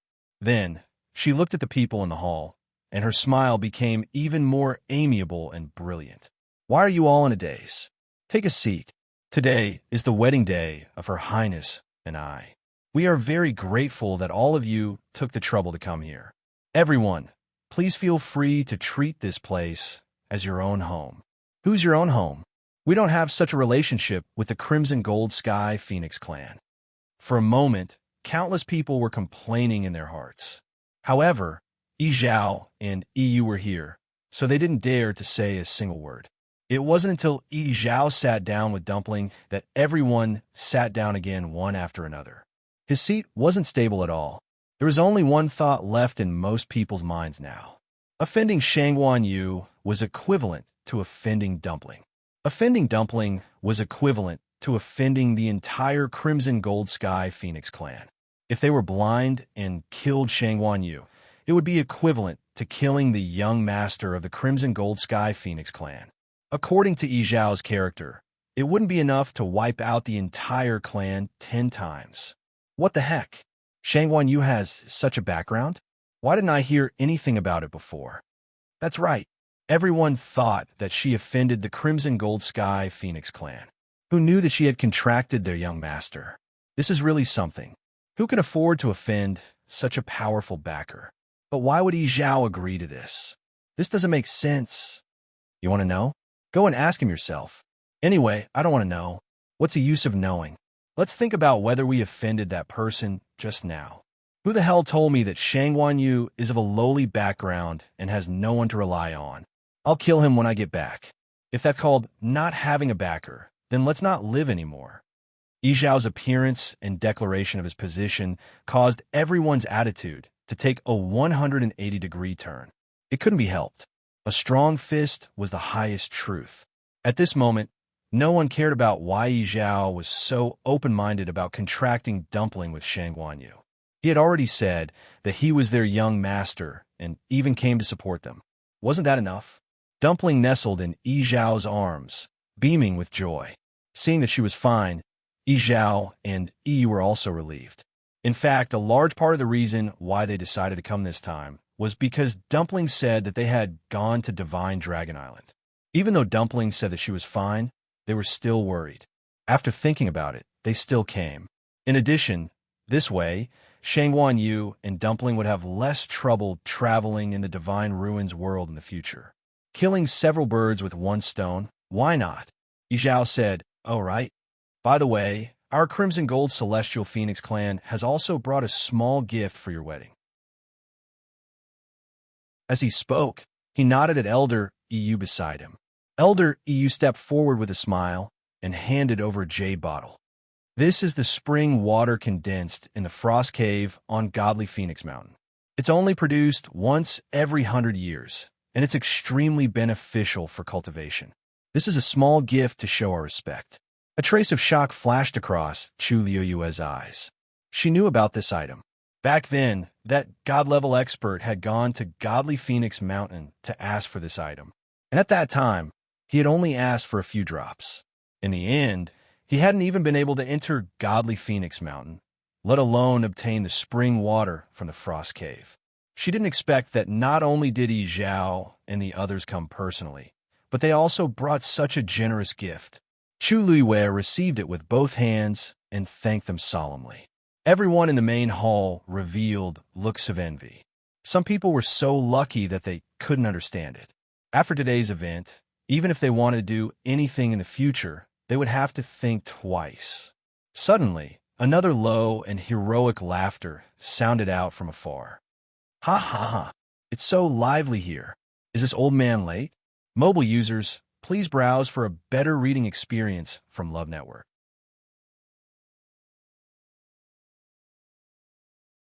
Chapter 1811. Someone else is coming.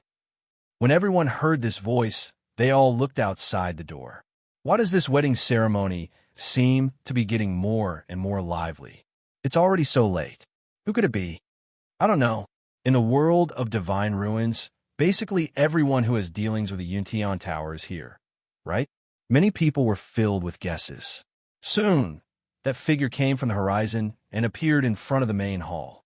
His speed was so fast that the person in charge of passing on the message outside didn't even have time to make sound.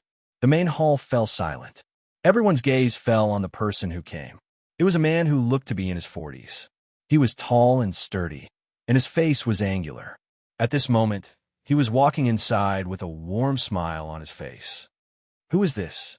I don't know, but looking at his imposing manner, he doesn't seem to be an ordinary person. When did such a person appear in the world of divine ruins? Yizhao sat up straight and stared at the person who came. Rongxiu and Chu Luiwei stood up at the same time. Rongxiu smiled. Senior Mao Zhen, you're finally here. When the name Mao Zhen was shouted out, everyone was stunned. After a moment, someone seemed to have thought of something and suddenly gasped. Mao Zhen. Could it be Mao Zhen laughed? You also know that there have been too many things happening on the Divine Dragon Island recently, so I'm a little late. But don't worry, this old man didn't forget to bring this wedding gift. His voice was full of energy, and it echoed clearly in the entire main hall, falling into everyone's ears. When they heard Divine Dragon Island, almost everyone's expression changed. Wasn't that the great Phoenix Dragon's territory? Then, they remembered that Rongxiu had called him Senior Mao Zhen. Isn't that the great Phoenix Dragon's genius from 1,000 years ago? Mao Zhen. How could it be him? Rumor has it that he's not crazy. That person didn't dare to say the rest of the words, because Mao Zhen had already heard the words and looked over. He still had a smile on his face, but when his gaze swept over, it carried a powerful pressure that made one's heart tremble. It seems that everyone is not very well informed. Mao Zhen looked around and raised his eyebrows. Since everyone is here today, there are some things that I would like to tell you about. I'm Mao Zhen, and I'm also the new Great Phoenix Dragon's Patriarch. In the future, when you meet again, please don't mistake me for someone else. Patriarch? Someone couldn't help but ask. Isn't the Patriarch of the Great Phoenix Dragon's Patriarch? Mao Zhen casually waved his hand and said with a faint smile, Mao Zhen? He killed and framed his own kind. He is a sinner of the great Void Phoenix Dragon race. Now, he had been stripped of his dragon scales and imprisoned. Why? Do you want to meet him? The person who asked the question instantly turned pale. No, I was just casually asking. The other people's reactions were not much better than this person's. It was like a sudden clap of thunder. Mao Zhen, who was rumored to have died a long time ago, suddenly appeared and immediately became the clan leader. On the other hand, Mao Yang, who had been the clan leader for hundreds of years, became a sinner overnight and was even sentenced to death. In fact, they couldn't be blamed for not being informed. It was really too difficult to find out about the Great Phoenix Dragon's Patriarch. The Divine Dragon Island's geographical location was special. Ordinary people didn't know where it was. In addition, the Great Phoenix Dragon's Patriarch had always been arrogant. Without some means, the human race wouldn't know anything. Most importantly, Mao Zhen was indeed busy cleaning up the Patriarch's patriarch and deliberately blocked the news. Outsiders had no way of knowing.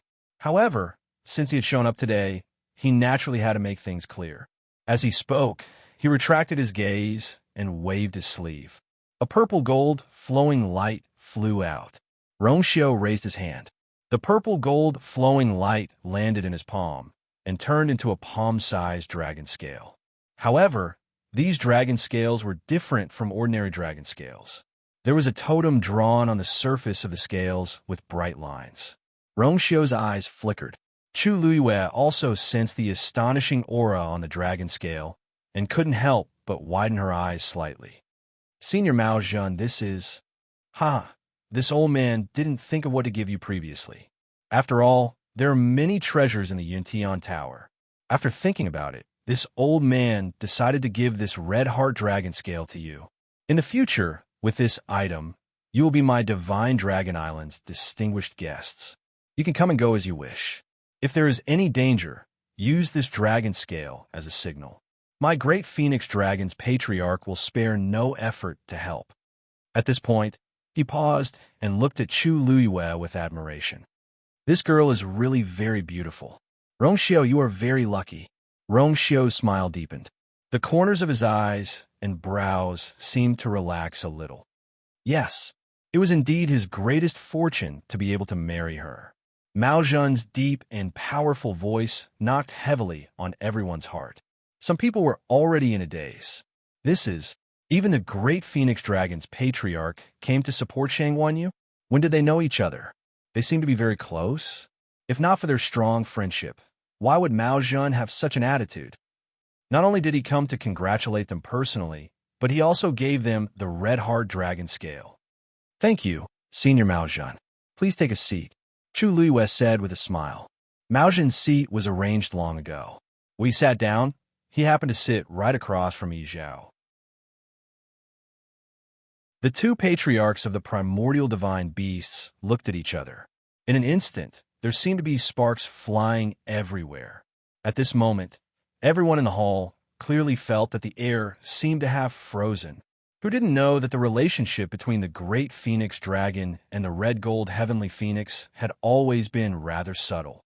The two sides never casually stepped into each other's territory. There was a clear boundary between them. However, they had always been competing with each other in the open and in the dark. Now that Yi Zhao and Mao Zhan met each other, there was a sense of tension. These two wouldn't fight on the spot, right? Just as everyone's hearts were filled with worry, Mao Zhan was the first to laugh. Brother Yi Zhao, how have you been? His laugh broke the deadlock. Yi Zhao's face was expressionless, as usual. I haven't congratulated Brother Mao Zhan on clearing your grievances and returning to the peak. Mao Zhan glanced at Tuan Zi and sighed with emotion. With Dumpling, Brother Yi Zhao is really enviable. These words made Yi Zhao very happy. It was useless to praise him, but as long as he praised Dumpling, his attitude would be much gentler. Not at all. I have to thank Brother Mao Zhan for taking care of her previously. Mao Zhan laughed. How is it me taking care of her? Dumpling has always been with her Ayu. She has always been taking care of Dumpling. Hearing this, Yi Zhao's eyes were a little moved. He looked at Chu Luiyue and nodded gently. Thank you. Chu Luiyue hurriedly refused and smiled. You're too polite. I promise you to take good care of Dumpling. This is what I should do. The atmosphere on their side gradually became harmonious, leaving only the people in the hall with confused expressions. Why are they still reminiscing about the past? Mobile users, please browse and read. A better reading experience comes from the Love Network.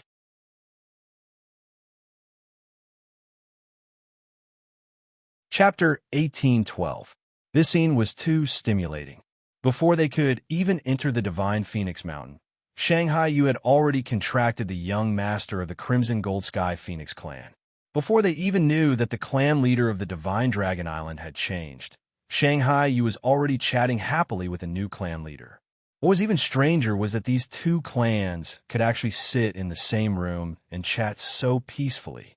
Anyone with a discerning eye could see that they were giving face to Rongxiu and Shanghai Yu. First, Yi Zhao came, which was already unbearable. Now Mao Zhan came too. This was simply too much. No backing, no background.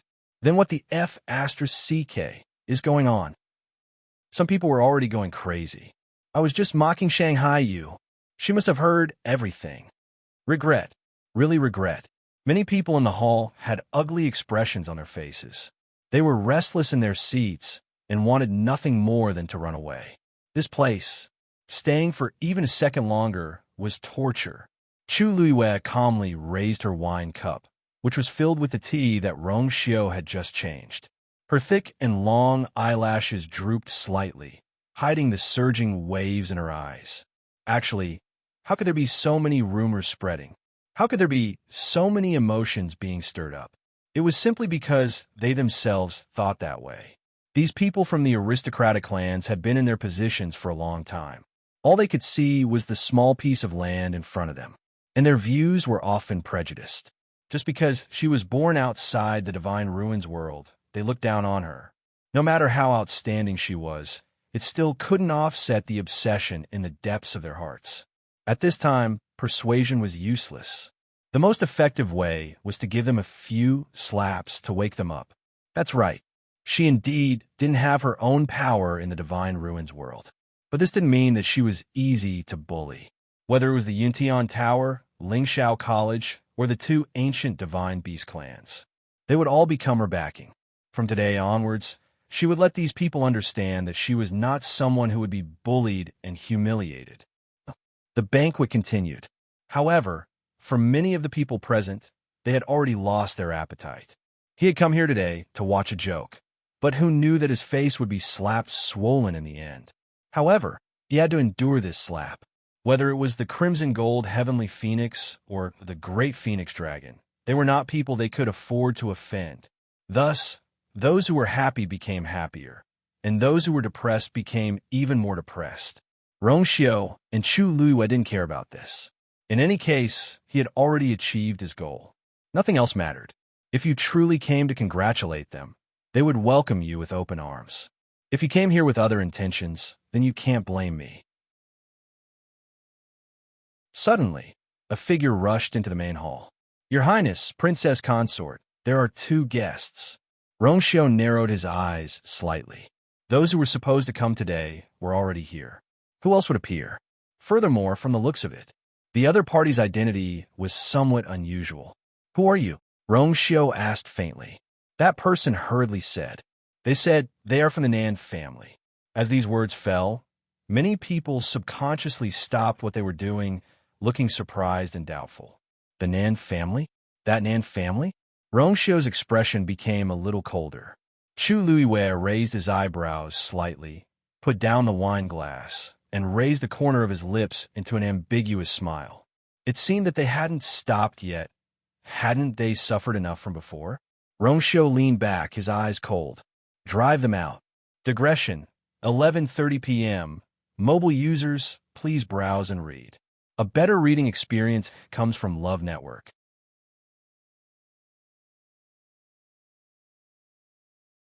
Chapter 1813. That person hesitated for a moment before speaking. Your Highness, the two of them said that they are here to deliver a congratulatory gift after hearing that you're celebrating a joyous occasion today. Rongxiu glanced at him indifferently.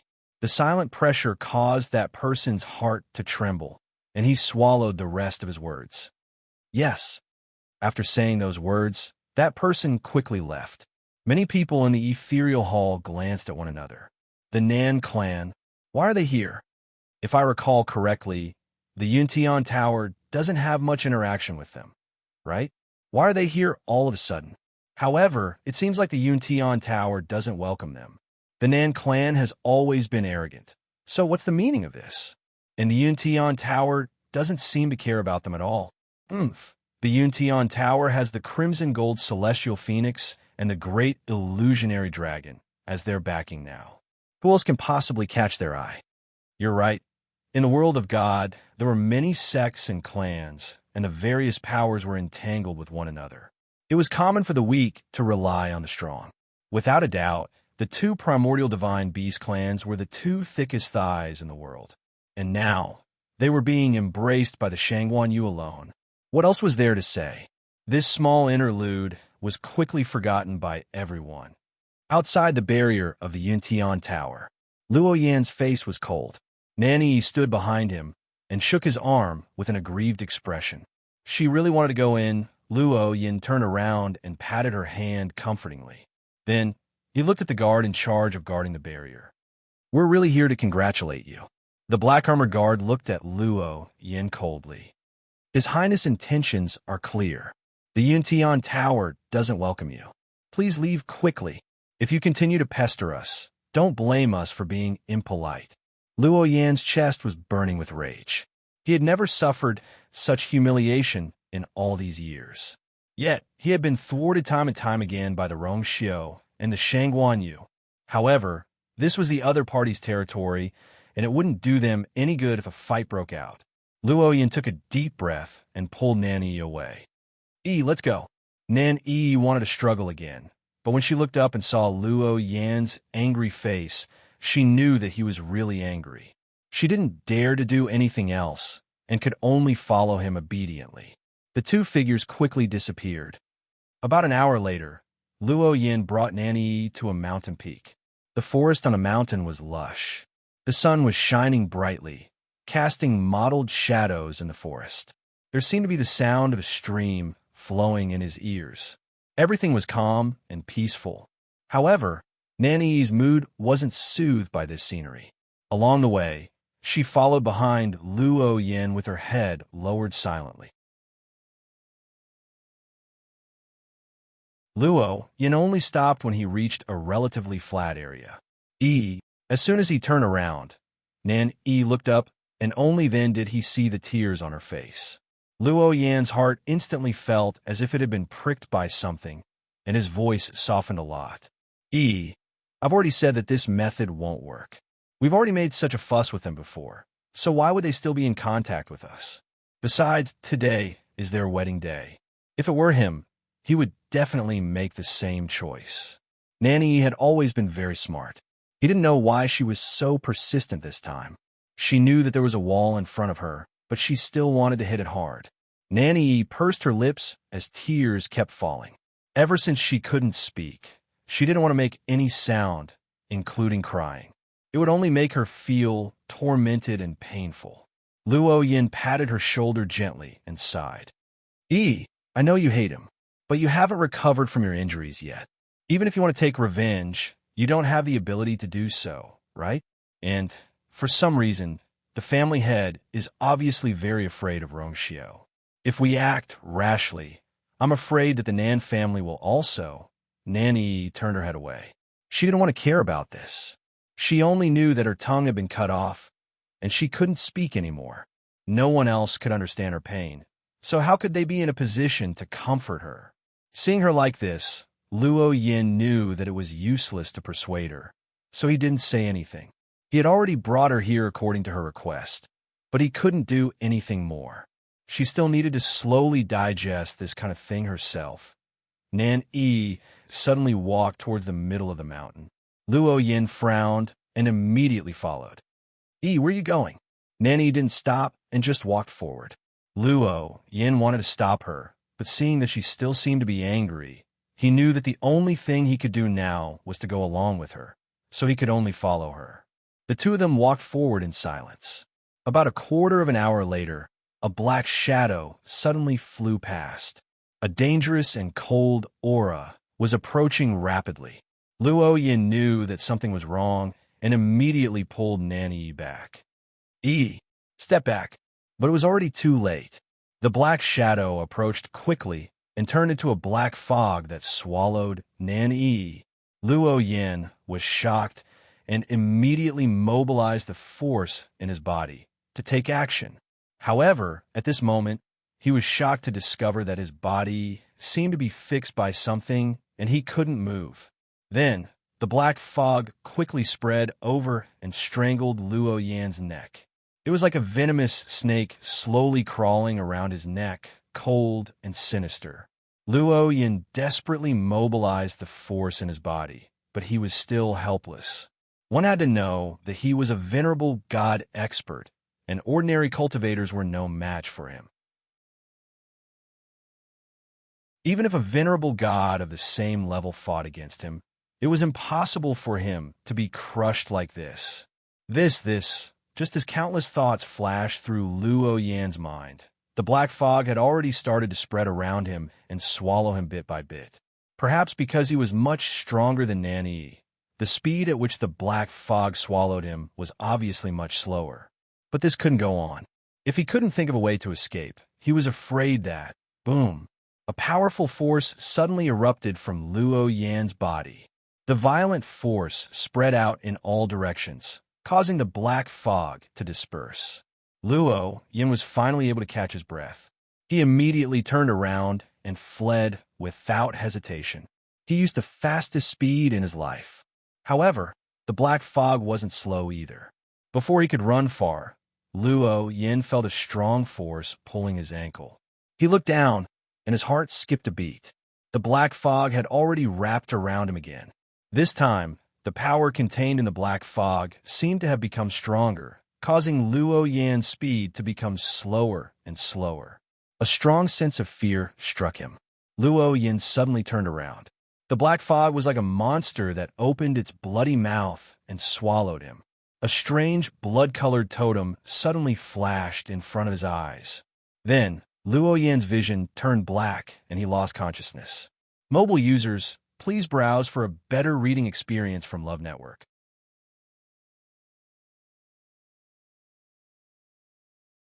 Chapter 1814. The figures of Nan Yi and Luo Yin both disappeared into the forest. As for the dense and strange black mist, it gradually dissipated and vanished without a trace after swallowing the two of them. The forest was quiet. A breeze blew, blowing the mottled shadows of the trees. The stream gurgled and the ornaments jingled. Everything had returned to how it was in the beginning, as if nothing had happened.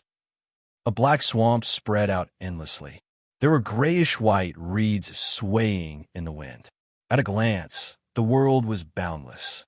Nan Yifan stood at the edge of the swamp. If he walked any further, he would step into this dark and terrifying swamp. A cold and gloomy aura came from all directions, including him. There was also a faint smell of blood mixed with the smell of something rotten, which was nauseating. Nan Yifan frowned, suppressing the churning between his chest and abdomen. If it weren't for Yuxing, he wouldn't have come to this place, but now there was no other way. The head of the Nan family, Nan Yifan, requests an audience with the sect master. He cupped his fists, his attitude respectful and polite. A cool breeze blew, and the reeds fluttered. But there was no response. Nan Yifan continued. The head of the Nan family, Nan Yifan, requests an audience with the sect master. There was silence all around. Nan Yifan hesitated for a moment, then lifted his clothes and knelt on the ground. The head of the Nan family, Nan Yifan, requests an audience with the sect master. In this empty world that seemed to have been abandoned by the world, Nan Yifan's voice sounded particularly lonely and helpless. But he seemed to have expected this situation. He just gritted his teeth and begged again and again. From day to night, from night to day, he knelt at the edge of the swamp and begged for a day and a night.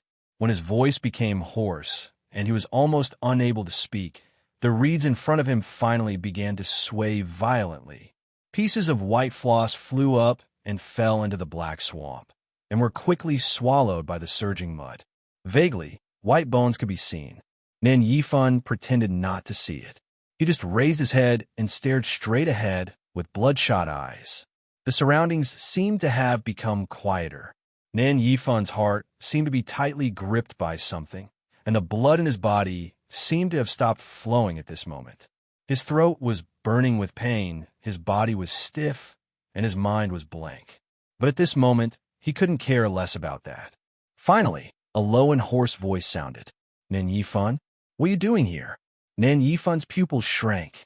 Even though the other party did not reveal himself, just hearing this voice was enough to make him excited. He said at once, Sect leader, please save my son's life. That voice seemed to laugh. Nan Yuxing's Yuan Meridian has been severed, and he is now a cripple. Even if he forcefully recovers his Yuan Meridian, he will only be able to recover 30% of his original talent. You don't have to spend so much effort. Nan Yifan instantly felt like he had fallen into an ice cave. How? How can it only recover 30%? Lord Sect Leader's divine abilities. If it was an ordinary person, it wouldn't be a problem. But the key point is, the one who did it this time was Rong Xiao. He wanted your son to suffer a fate worse than death, so he used some special means. Even if it was me, it would take a lot of effort to completely deal with him. Nan Yifan's eyes lit up as if he had grasped onto the last straw. Lord Sect Leader still has a way. But before he could continue, the other party continued. But why don't you think about it? Nan Yu Xing is worthy of me using my full strength. Nan Yifan's heart turned cold. Using my full strength, not to mention Nan Yu Xing. Even he was not worthy. But if that was the case, wouldn't Nan Yu Xing be finished? Nan Yu Xing was bent on seeking death.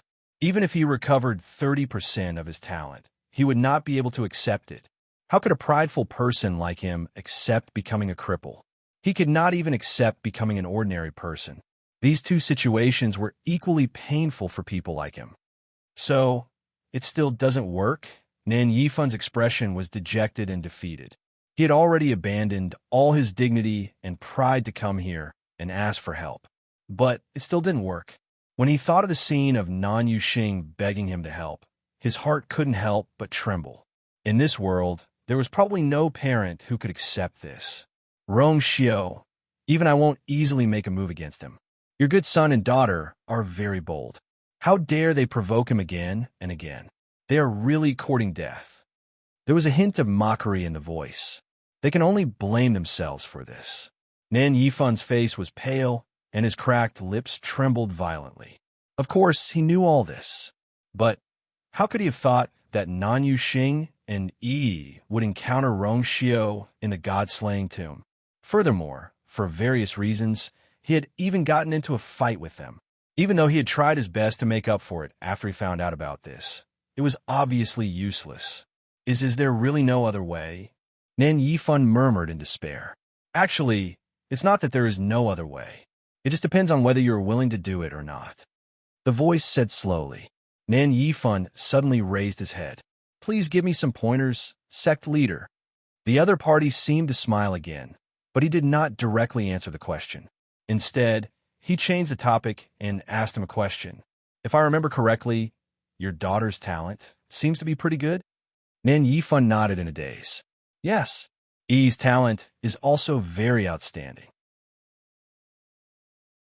Originally, I had high hopes for her, but unfortunately, her tongue. Suddenly, he seemed to have realized something and his eyes widened. Wait, sect leader, could it be? This time, the other party's laughter sounded very happy. You are very smart. They are related by blood, which is much more convenient. If your daughter's talent is transferred to your son will naturally recover.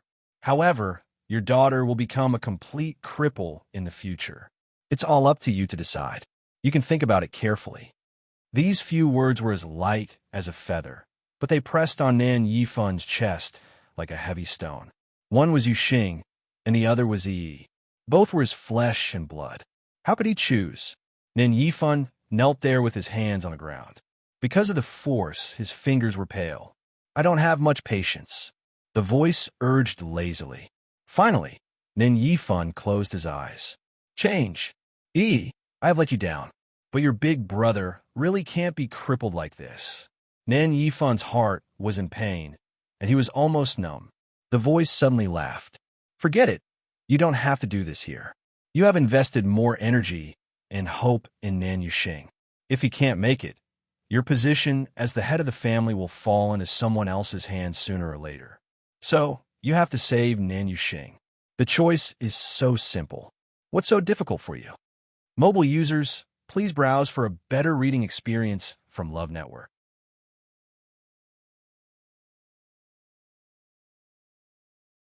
Chapter 1815. These words were like an extremely sharp knife that ruthlessly pierced through Nan Yifan's last cover. He peeled off his skin and flesh, revealing his bloody insides. His body swayed, but his face turned even paler. However, even he had to admit that the other party was right. All these years, on the surface, he seemed to dote on Nan Yi more, but in reality, he had always placed his hopes of inheriting the heavy responsibility on Nan Yu Xing. If Nan Yu Xing died, all his hard work over the past few decades would be in vain.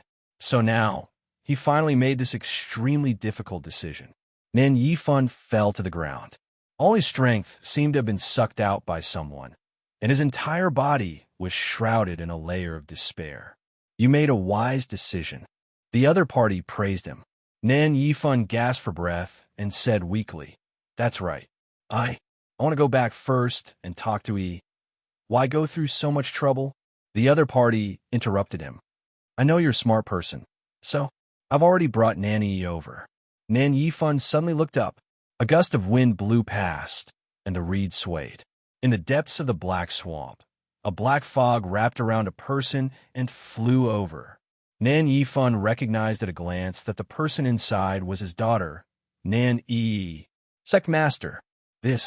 After the shock, Nan Yifun couldn't help but feel a strong anger in his heart. Had he already set his sights on Yi? Don't be in a hurry to be angry. Your precious daughter has a lot of thoughts. When I found her, she wasn't in the Nan family, but on a mountain peak not far from the Yuntian Tower. At this time, she still thinks that she can rely on her own ability to take revenge. Nan Yifun pursed his lips tightly and didn't say anything.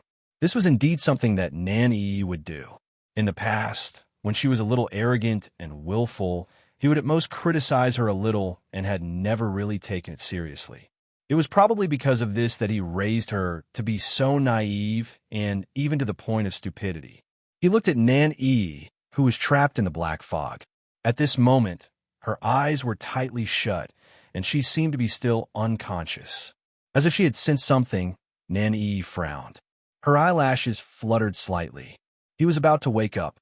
"Do you still want to talk to her?" the voice asked. Nan Yifun clenched his fists so tightly that his bones creaked. Finally, he let go of his hand. "No need." These two words seemed to have used up all of his strength.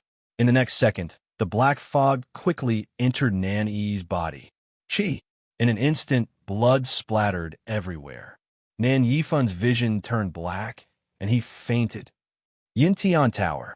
That small setback did not attract the attention of the crowd. The appearance of Yi Zhao and Mao Zhan caused a huge change in the atmosphere in the ethereal hall. Most people became a little more reserved. In fact, there were many people here who wanted to take the opportunity to get close to him and establish a relationship with him. After all, they usually didn't even have the chance to meet these two. Now that he had finally encountered one, he naturally did not want to waste this opportunity. However, this matter was easier said than done.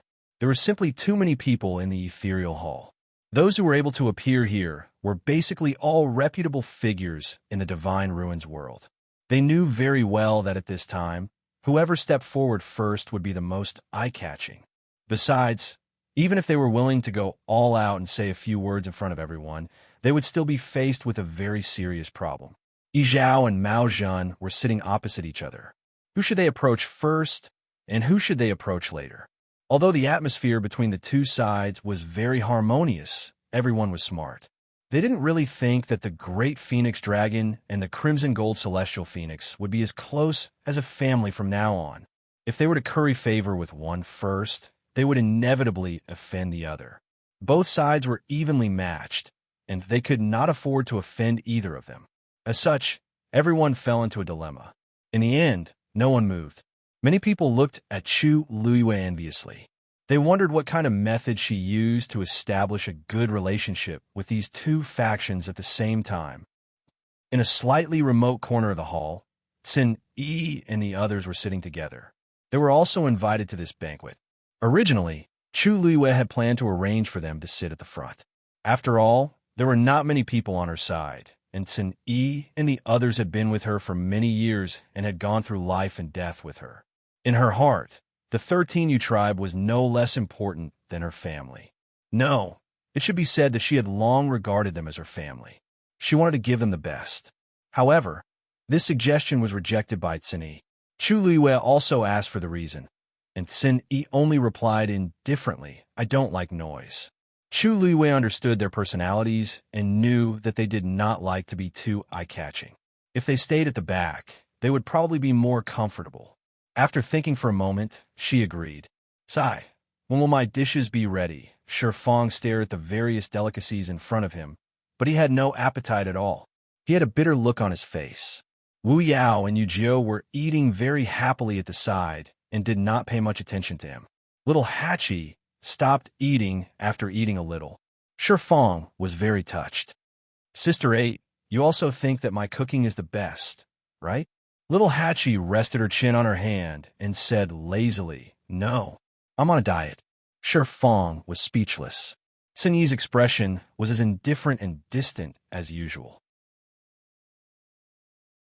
He had never cared much about such trivial matters. 13 took a bite of the snack and couldn't help but lean closer. Big brother, what do you plan to tell Master about that matter? Mobile users, please browse and read. A better reading experience comes from Love Network.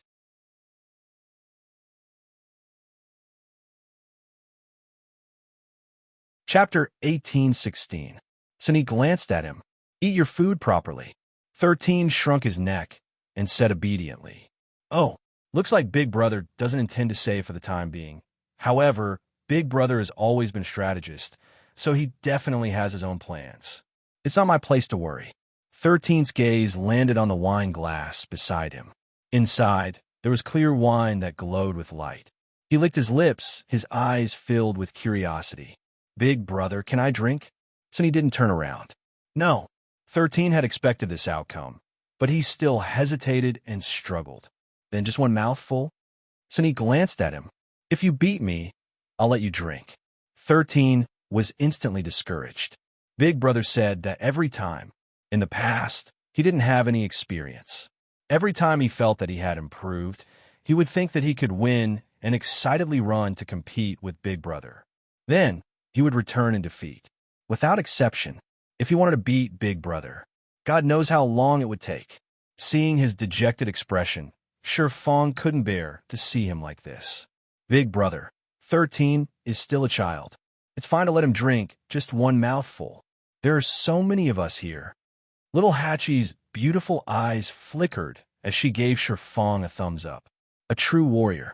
Not only did he dare to suggest a Big Brother, but he also dared to suggest letting 13 drink. Sure Fong's heart skipped a beat when she looked at him like this. Only then did he recall some tragic past and hurriedly try to salvage the situation. No. What I mean is if Big Brother thinks it's inappropriate, then forget it. Forget it. 13, if you really want to drink, how about I make rice wine for you? 13 revealed a rare, speechless expression. Little Hatchie rolled her eyes again. Wu Yao finally stopped eating. Yu Jiu poked him. 13 is confused. Is Sure Fong also confused? Could it be that Sure Fong had become stupid from farming? How could he say that?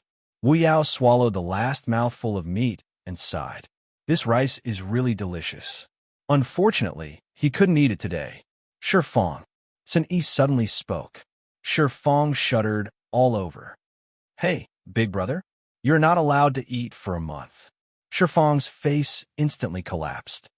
"No, Big Brother, I really didn't mean that. Just listen casually, don't take it to heart. The vegetables I grew over there will be ready to eat in a few days." After all, he had been starving for a long time.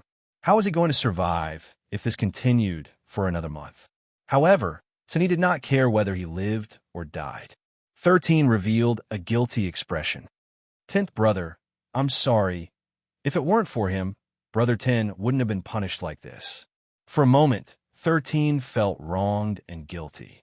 He just wanted to give it a try. "Master doesn't like you drinking," Sunny suddenly said calmly. 13 was stunned. He raised his head to look at him in surprise. Really, he had never heard his master mention it before. Sun Yi frowned. "The last time you accidentally drank wine, Master was worried for a few days." Sun Yi's face immediately turned red. Although it had been a few years, and he couldn't really remember what had happened at that time, it would be better if he didn't make his master worry. "Big Brother, I was wrong." 13 lowered his head and obediently admitted his mistake. Sun Yi nodded in satisfaction. This matter was finally over. The rest of them looked at each other. TSK. Little 13 was too pitiful. Master didn't even know that he drank, let alone whether he liked it or not. In terms of scheming, who could be Big Brother's match? Poor Eva. Sun Yi looked up at Chu Luiyue, who was sitting at the head of the table. Digression. This is the last update on the 11th. It will be updated at noon on the 12th. Mobile users, please browse and read. A better reading experience comes from AI Network.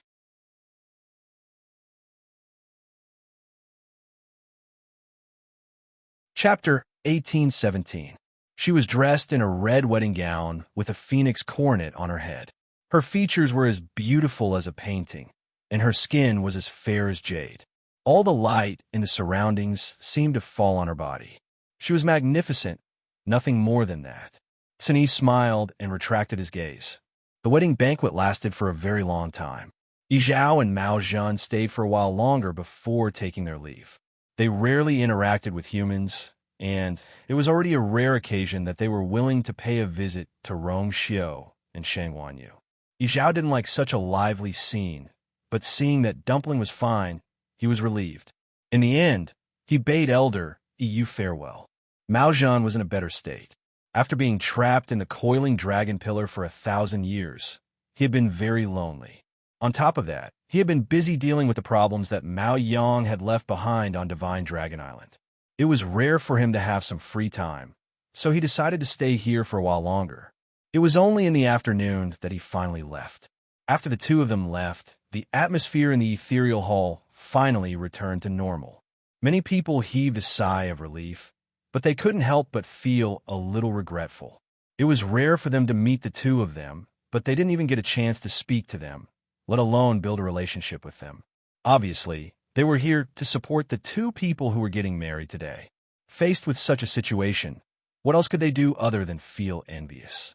Eventually, the crowd bade their farewells one after another, and it was only in the evening that all of the guests finally left. At night, there was a grand display of fireworks. Everyone gathered at the square in front of the ethereal hall. In the dark night sky, countless brilliant fireworks bloomed one after another. The entire Yuntian Tower was ablaze with lights, and it was immersed in a lively atmosphere. Chu Luiwei raised her head to look at this scene. Rong Xiu turned to look at her. The fireworks illuminated her face, making it seem as clear as jade. It made her eyes seem as if they were filled with a myriad of stars. He held her hand tightly, and their fingers intertwined. What are you thinking about? Chu Luiwei turned to look at him. I'm thinking about you. Her red lips curled into a smile as her eyes curved into crescents. Husband, I'm thinking about you. Rong Xiu's heartbeat stopped for a moment. There were no words more touching than this one sentence from her. A moment later, his eyes flashed, and he moved closer. What did you say? Chu Luiwei raised her eyebrows, but refused to say anything. She just looked at him with a smile. Rong Xiu gently rubbed her hand with his slightly rough fingers and coaxed her. Say it again. This husband didn't hear it clearly. Chu Luiwei's smile deepened. He didn't hear her clearly and even said, husband. Seeing that she was unwilling, Rong Xiu's eyes deepened. After that, a wisp of a smile that carried deep meaning appeared on his handsome and devilish face. He took her hand and turned to leave. Yin Qing, who was standing at the side, saw this and immediately stepped forward. Your Highness? Rong Xiu raised his eyebrows and said calmly, I'm drunk, so I'm going back to rest. Chu Luiwei's face turned red. He didn't look drunk at all. Yes, Rong Xiu had drunk a lot before, but just now he was talking to her with clear eyes. In the blink of an eye, he said that he was drunk. Who would believe that? Yin Qing wanted to ask more, but Umo pulled him from behind. He looked back and saw Umo frantically winking at him. What are you doing?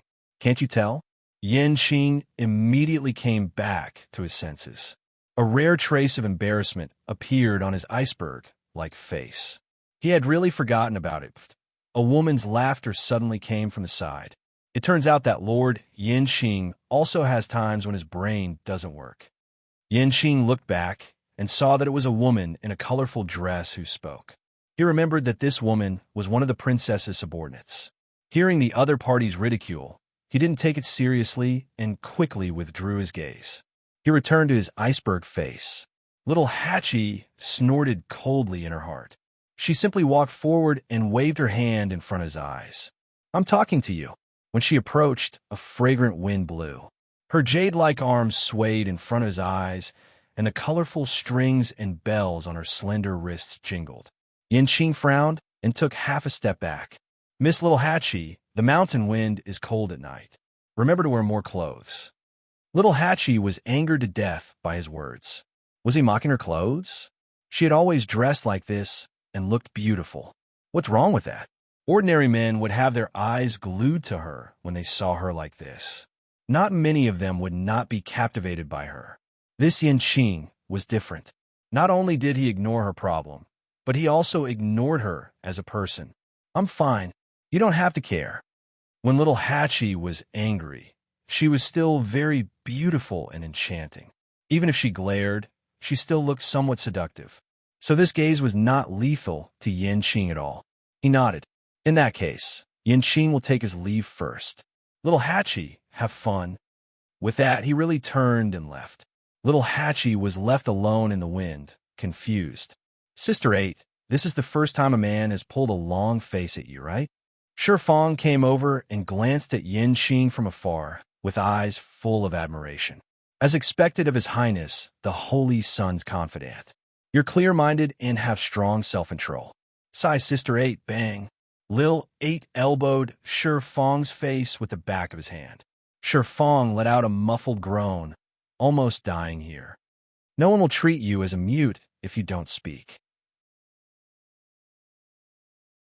Little Hatchie said this and floated away like a colorful cloud. Fang's eyes were sore and his nose hurt. He was hit until tears welled up in his eyes.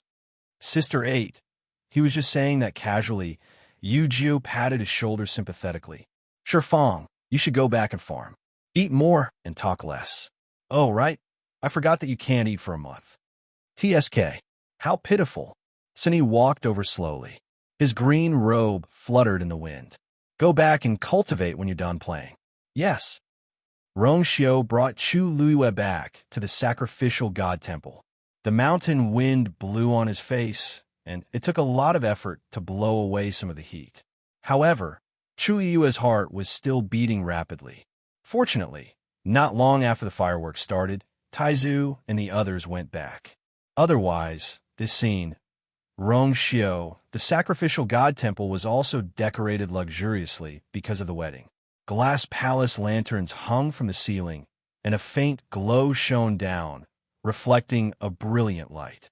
Greetings, Your Highness, Princess. The black-armored soldiers on guard bowed one after another. Chu Luiwe swallowed the rest of his words and obediently followed Rongxiu to the main hall of the sacrificial god temple. This was Rongxiu's residence. She had stayed here for a period of time before, so she was quite familiar with this place. However, she wasn't familiar with Rongxiu like this. The room had already been redecorated. The bed was covered with a dragon and phoenix quilt, and the gauze curtain hung down. The red candles burned brightly, and light and shadow intertwined. Everything seemed to be shrouded in a layer of indescribable ambiguity. Chu Luiwe was stunned for a moment. Click! The door was locked.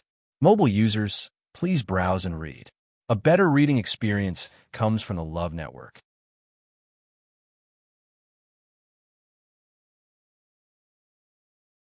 Chapter 1818.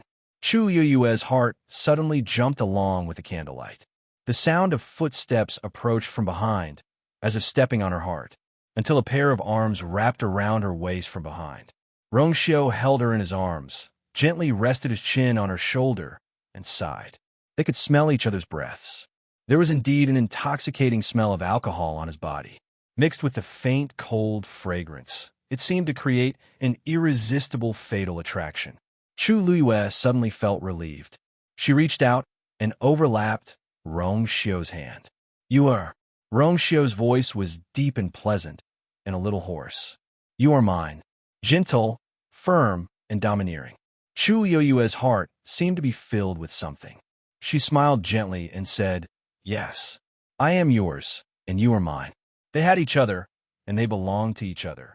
I have waited for this day for a long time, Rongxiu said in a low voice. He spoke very slowly, as if he was really drunk, but also as if he was thinking about something, filled with longing for something from a long time ago.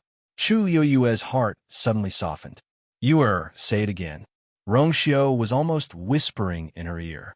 Therefore, every syllable, every breath, fell clearly into her ears and her heart. His hot breath fell on her ears and neck, and it was slightly itchy. She couldn't help but laugh and shrink her neck. Husband? Husband? Anyway, from now on, there will be plenty of opportunities to say it. You. Rongxiu suddenly bit her delicate earlobe. The tip of his tongue rolled gently, and it was boiling hot. Her voice suddenly stopped and turned into a soft murmur. Rongxiu hugged her tighter, and his voice was hoarse. The vague syllables scattered sporadically. But today, I really want to hear it. It was a sleepless night. Lingxiao College. It was already late at night, and a bright moon hung high in the sky. It flowed quietly like water. In the room, a person stood alone by the window. The moonlight elongated his shadow. I stood alone. His face was hidden behind the shadow of the carved window and could not be seen clearly. In the depths of his eyes, there was a thick coldness that could not be dissolved. Suddenly, the space behind him began to ripple. Then, a figure appeared in the room. It was Iwenzhua. Damn it! Iwenzhua could not help but curse as soon as he came out of the void. The indifference on Jun Jiuqing's face quickly faded. He raised his eyebrows slightly and turned to salute. Master, you're back. That devilish and flirtatious face had already returned to its usual expression. Iwenzhua did not notice this. He slammed the table angrily.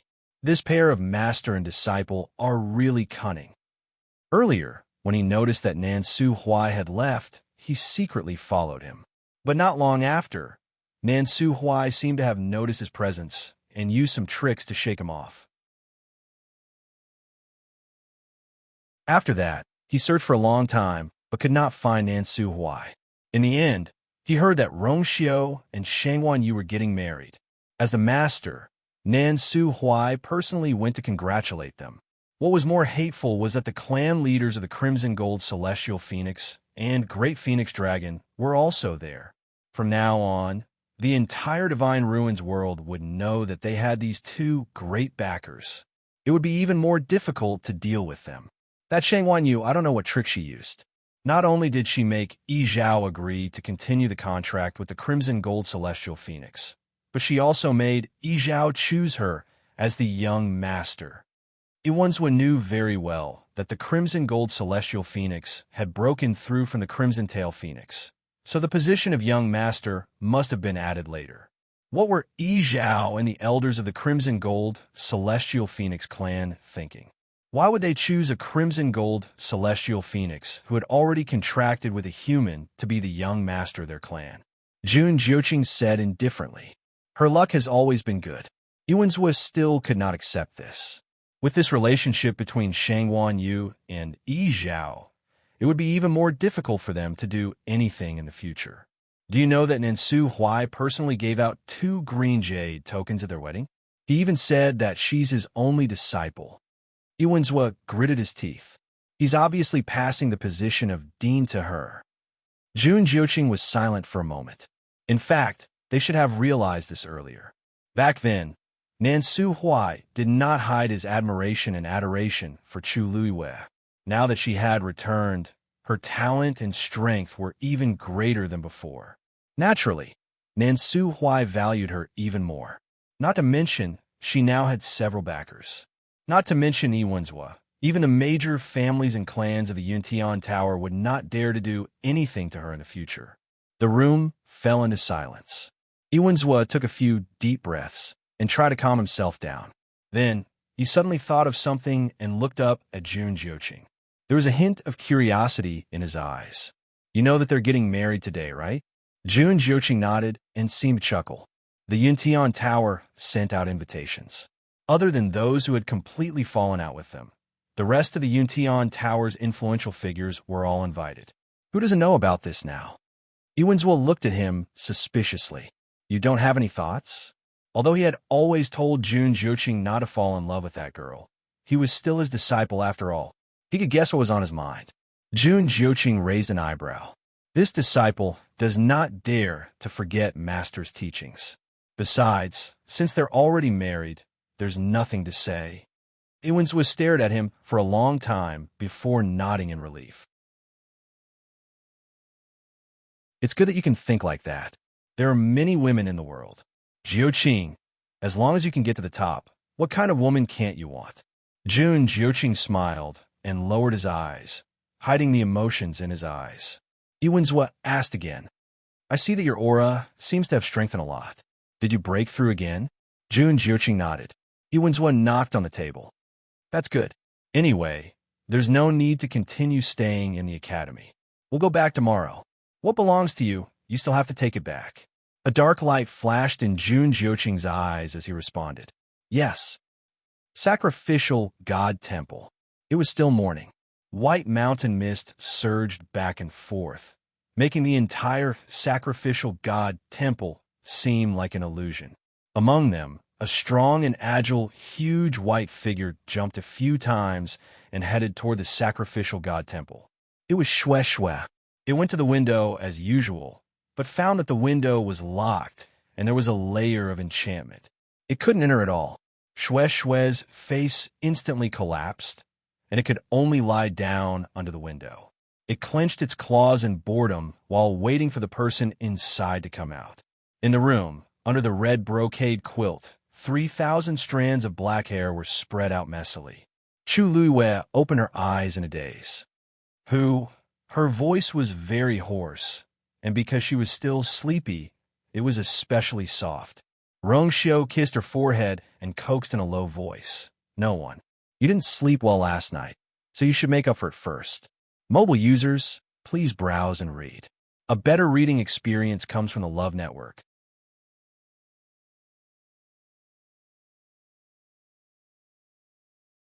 Chapter 1819. Chu Luiwei wanted to beat up the culprit, but her body was sore and weak. She mumbled a few words and quickly fell asleep again. After coaxing her to sleep, Rongxiu got up. He was casually wearing his snow-white inner shirt. It was loose and revealed a large portion of his marble-like chest. He clearly hadn't slept the whole night, but he was very energetic. There was even a hint of exuberance in his noble eyes. Clearly, the saint was in a good mood. He took a step and quickly walked to the window. Sensing his arrival, Xue Xue immediately got up happily. Was he going to open the door? Was he going to let it in? Rongxiu's cold voice sounded. Looks like you're very free. Then make a trip to the Red Moon Desert. Xue Xue immediately felt as if it was struck by lightning. Red Moon Desert. Go again? No. It pounced on the wall and let out a low roar, hoping to awaken its master's last bit of conscience. Finally, Rongxiu's voice sounded again. Double. Roar. Xue Xue widened its eyes in horror, then turned and ran. No double, no double. I'll go right now, okay. Xue Xue, who was in a panic, drew a white line in the air and then quickly disappeared. In the distance, Mo poked Yanqing. TSK, did you see that? If you had followed them yesterday, you would have ended up like them. Yanqing's expression didn't change. Yes.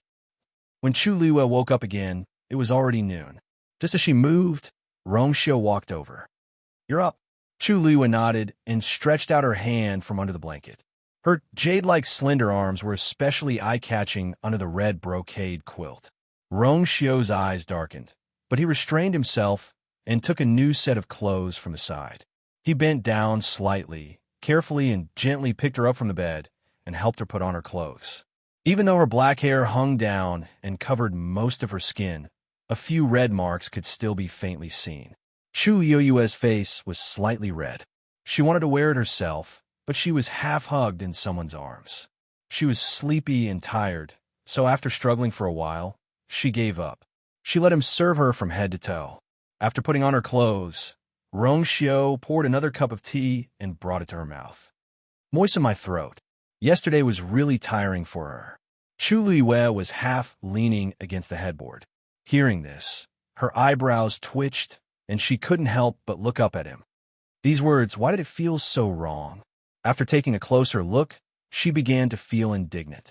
Why was Rongxiu so energetic when she was tormented half to death? Open your mouth. Rongxiu seemed to know what she was thinking. He raised his eyebrows and pushed the teacup forward. White steam rose in spirals, enshrouding his noble and unparalleled eyes. Chu Luiwei was really thirsty, so she took his hand and took small sips. The temperature of the tea was just right. It was warm and moistened her throat. Chu Liue instantly felt much better. Good girl. Rongxiu put the teacup back and asked, "Do you still want to sleep?" Chu Liue shook her head. She glanced outside. "You've already slept until now." It was rare for her to feel embarrassed. Rongxiu smiled and comforted her. "Don't worry. There's no one in Yuntian Tower who needs you to bow to early in the morning. From now on, you're the princess consort, and naturally the most honorable." Logically speaking, after the wedding, they were supposed to visit the clan leader together. However, the clan leader had been in a coma and hadn't woken up yet, so this process was naturally skipped. Chu Liue then felt more at ease. Rongxiu looked at her and couldn't help but kiss her lips.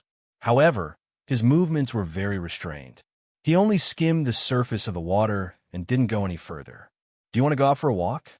Hearing his suggestion, Chu Liue was surprised for a moment.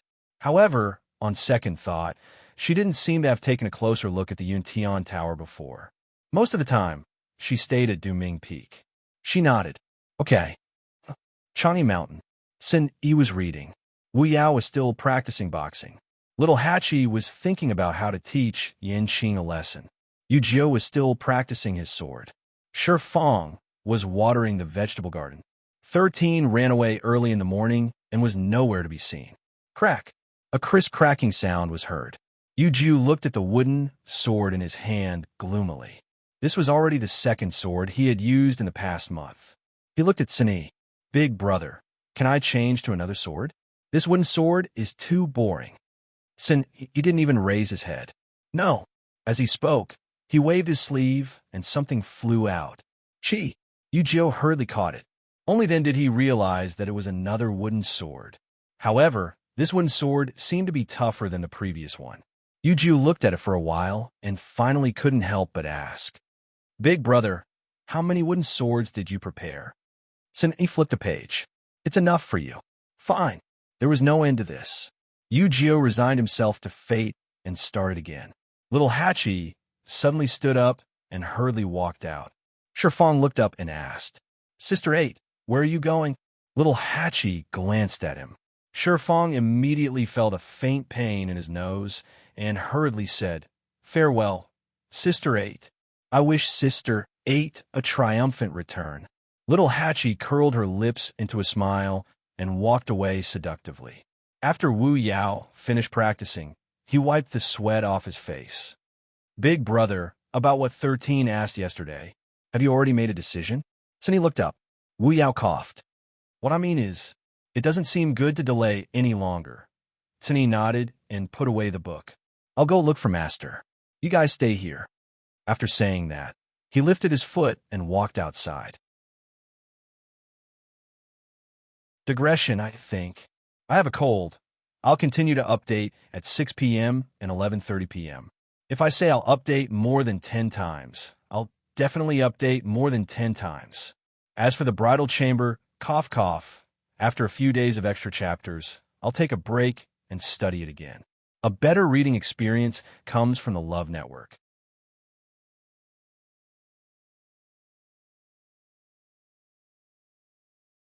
Chapter 1820. The Yuntian Tower was much larger than Chu Liue had expected. In addition to the main island where Upsetting Peak was located, there were many small islands scattered around, forming a circle of stars around the moon. All the important figures in the Yuntian Tower lived on the main island, while the weaker ones lived on the small islands. At the same time, these small islands were also the key to connecting the 28 divisions of the Yuntian Tower. The members of the 28 divisions often had to reach the small islands before they could enter the main island. In general, the Yuntian Tower's defenses were extremely strict, and one had to go through many checkpoints to enter. If there was no one to receive them, it would be very difficult for outsiders to get here. "Is the clan leader at Upsetting Peak now?" Chu Liue asked. Rongxiu nodded. "The side hall behind the sacrificial god temple is guarded by someone." Then, "Did you find out how he fell unconscious?" Obviously, it was impossible for such a top-notch expert to have fainted for no reason. She only remembered that Yin Qing had come to the academy to ask Rongxiu to go back, saying that the clan leader had fallen unconscious and that the situation was urgent. When she saw Rong Xiu again, she did not have the time to ask about this. It was not until Rong Xiu mentioned it that she remembered this matter. At that moment, Rong Xiu briefly told Chu Luiyue the ins and outs of this matter, as well as the situation that day. That's about it. Although we know who did it, we have no way to solve it in such a short time. Chu Luiyue was a little surprised. So, the Black Demon Cave has been targeting you since a few years ago? Otherwise, they would not have put in so much effort to plant spies. Rong Xiu smiled as a tacit admission. Does it have anything to do with me? Chu Luiyue asked tentatively. She knew that the Black Demon Cave had been targeting her all this time. As for the reason, it was naturally that zither score. But they did not seem to have a reason to target Rong Xiu. The biggest possibility was that it had something to do with her. Rong Xiu pinched her ear. Actually, it's nothing much. It's just that after you left, I personally paid a visit to the Black Demon Cave. Chu Luiyue's eyelids twitched. That didn't sound like anything good. Is this the reason why the Black Demon Cave has been in seclusion for the past few years? Rong Xiu pondered for a while. Half and half. At that time, I only seriously injured Mo Shiqian and took the lives of a few of his men, but nothing more. With their foundation, there is absolutely no need for them to go to such an extent. Now, it seemed that this was a choice they had made long ago. Chu Luiyue's mouth twitched, seriously injuring their sect leader and killing several of their trusted subordinates. That was the Black Demon Cave. Compared to the other first-rate families, they were not inferior in any way. Rong Xiu spoke of such a shocking achievement in such a relaxed manner, and even disdained it. It was really no wonder the people of the Black Demon Cave hated both of them now. This could be considered a deep hatred, and no one would easily let it go. But a few years ago, I remember that you were only an exalted god at that time. How did you win? Chu Luiyue was even more puzzled about this point. To be precise, she never knew Rong Xiu's true strength. He seemed to be always able to erupt with combat power that was higher than his own realm. Rong Xiu's expression changed slightly, and he raised his eyebrows and smiled. Actually, it was a coincidence. When I went, they seemed to be busy preparing something. Whether it was Mo Shiqian or his subordinates, their strength was limited to a certain extent, and they couldn't fully exert it. So, he paused. You should have heard that the cultivation method they cultivate is very strange. Although it can quickly improve one's realm and strength, it often brings about a lot of problems. Chu Luiyue nodded in understanding. She had indeed heard about this long ago. It was also because of this that the Black Demon Cave had always been disliked by many families and clans in the world of divine ruins. They thought that their cultivation method was evil and went against the heavens. However, there were countless cultivators in this world who wanted to take shortcuts. So over the years, there had been a continuous stream of people joining the Black Demon Cave. This also caused their forces to always be very stable and difficult to be destroyed easily. In addition, in these years, the Black Demon Cave had taken the initiative to hide from the world, and everything was peaceful, so everyone gradually ignored them. But for Chu Luiyue, she always had to be vigilant. The Black Demon Cave wanted her Guqin score. They had done so in the past, and now, their desire was probably even stronger. According to Senior Ah Jing, his Guqin score had been divided into 3 parts, and now she had 2 of them. Only the last part was missing to complete it. Of course, the people of the Black Demon Cave would not give up. Do you know where they are now? Chu Luiyue asked. For some reason, she felt that Rong Xiu should know something. I can only roughly determine their location. As for their specific location, I really don't know. Rong Xiu spread his hands and smiled frankly. However, there is one person who is close to them. If he can personally go, it won't be difficult to find them. Who? Chu Luiyue was rather curious. Rong Xiu looked at her steadily. Senior Diwu. Senior Diwu was, of course, Diwu Zhangze. Chu Luiyue was very surprised. She had thought of many possibilities, but this was the only one she had not expected. How could it be? Senior Diwu and the others have been trapped in the Red Moon Desert. Other than Debeo, He and Senior Lon Shao can't even leave the great desolate swamp. How could? And the reason why DeBeo could leave was because he had reconstructed his divine body. Rongxiu paused for a moment and said, Senior Diwu is indeed related to the Black Demon Cave. Chu Luiwei was stunned for a while. She had indeed never heard them mention this before. Master. At this moment, a familiar voice sounded. Chu Luiwei turned around. Sun Yi, why are you here? Sun Yi cupped his hands and bowed to the two of them. Then he said, This subordinate has something to report to you. Chu Luiwei was a little puzzled. At this time, what did Sun Yi want to say to her? If it was something important, he would have said it earlier. If it wasn't important, he wouldn't have come to report at all. Rongxiu smiled. Then you guys chat first. I'll go see the chief. He had always been absolutely respectful to Chu Luiwei. Sun Yi was her subordinate. Even if they were in the Yuntian Tower, he would not interfere with her matters. Chu Luiwei's heart warmed as she nodded. Rongxiu moved and quickly left. Only Chu Luiwei and Sun Yi were left here. Chu Luiwei went straight to the point. Sun Yi, what happened? Sun Yi's expression was calm as an extremely faint light flashed across his narrow and indifferent eyes. Master, Sanson sent a message back some time ago, saying that he wants to invite you back to Peach Blossom Cove. Mobile users, please browse and read. A better reading experience comes from Love Network. You're tuning in to the Romance Rendezvous YouTube channel. We're so grateful for your support, and don't forget to subscribe to join us on this incredible journey through captivating stories. Your generosity through donations truly makes a world of difference, as it's the primary source of revenue that allows me to expand and enhance this channel for you. Thank you from the bottom of my heart for being a part of this adventure.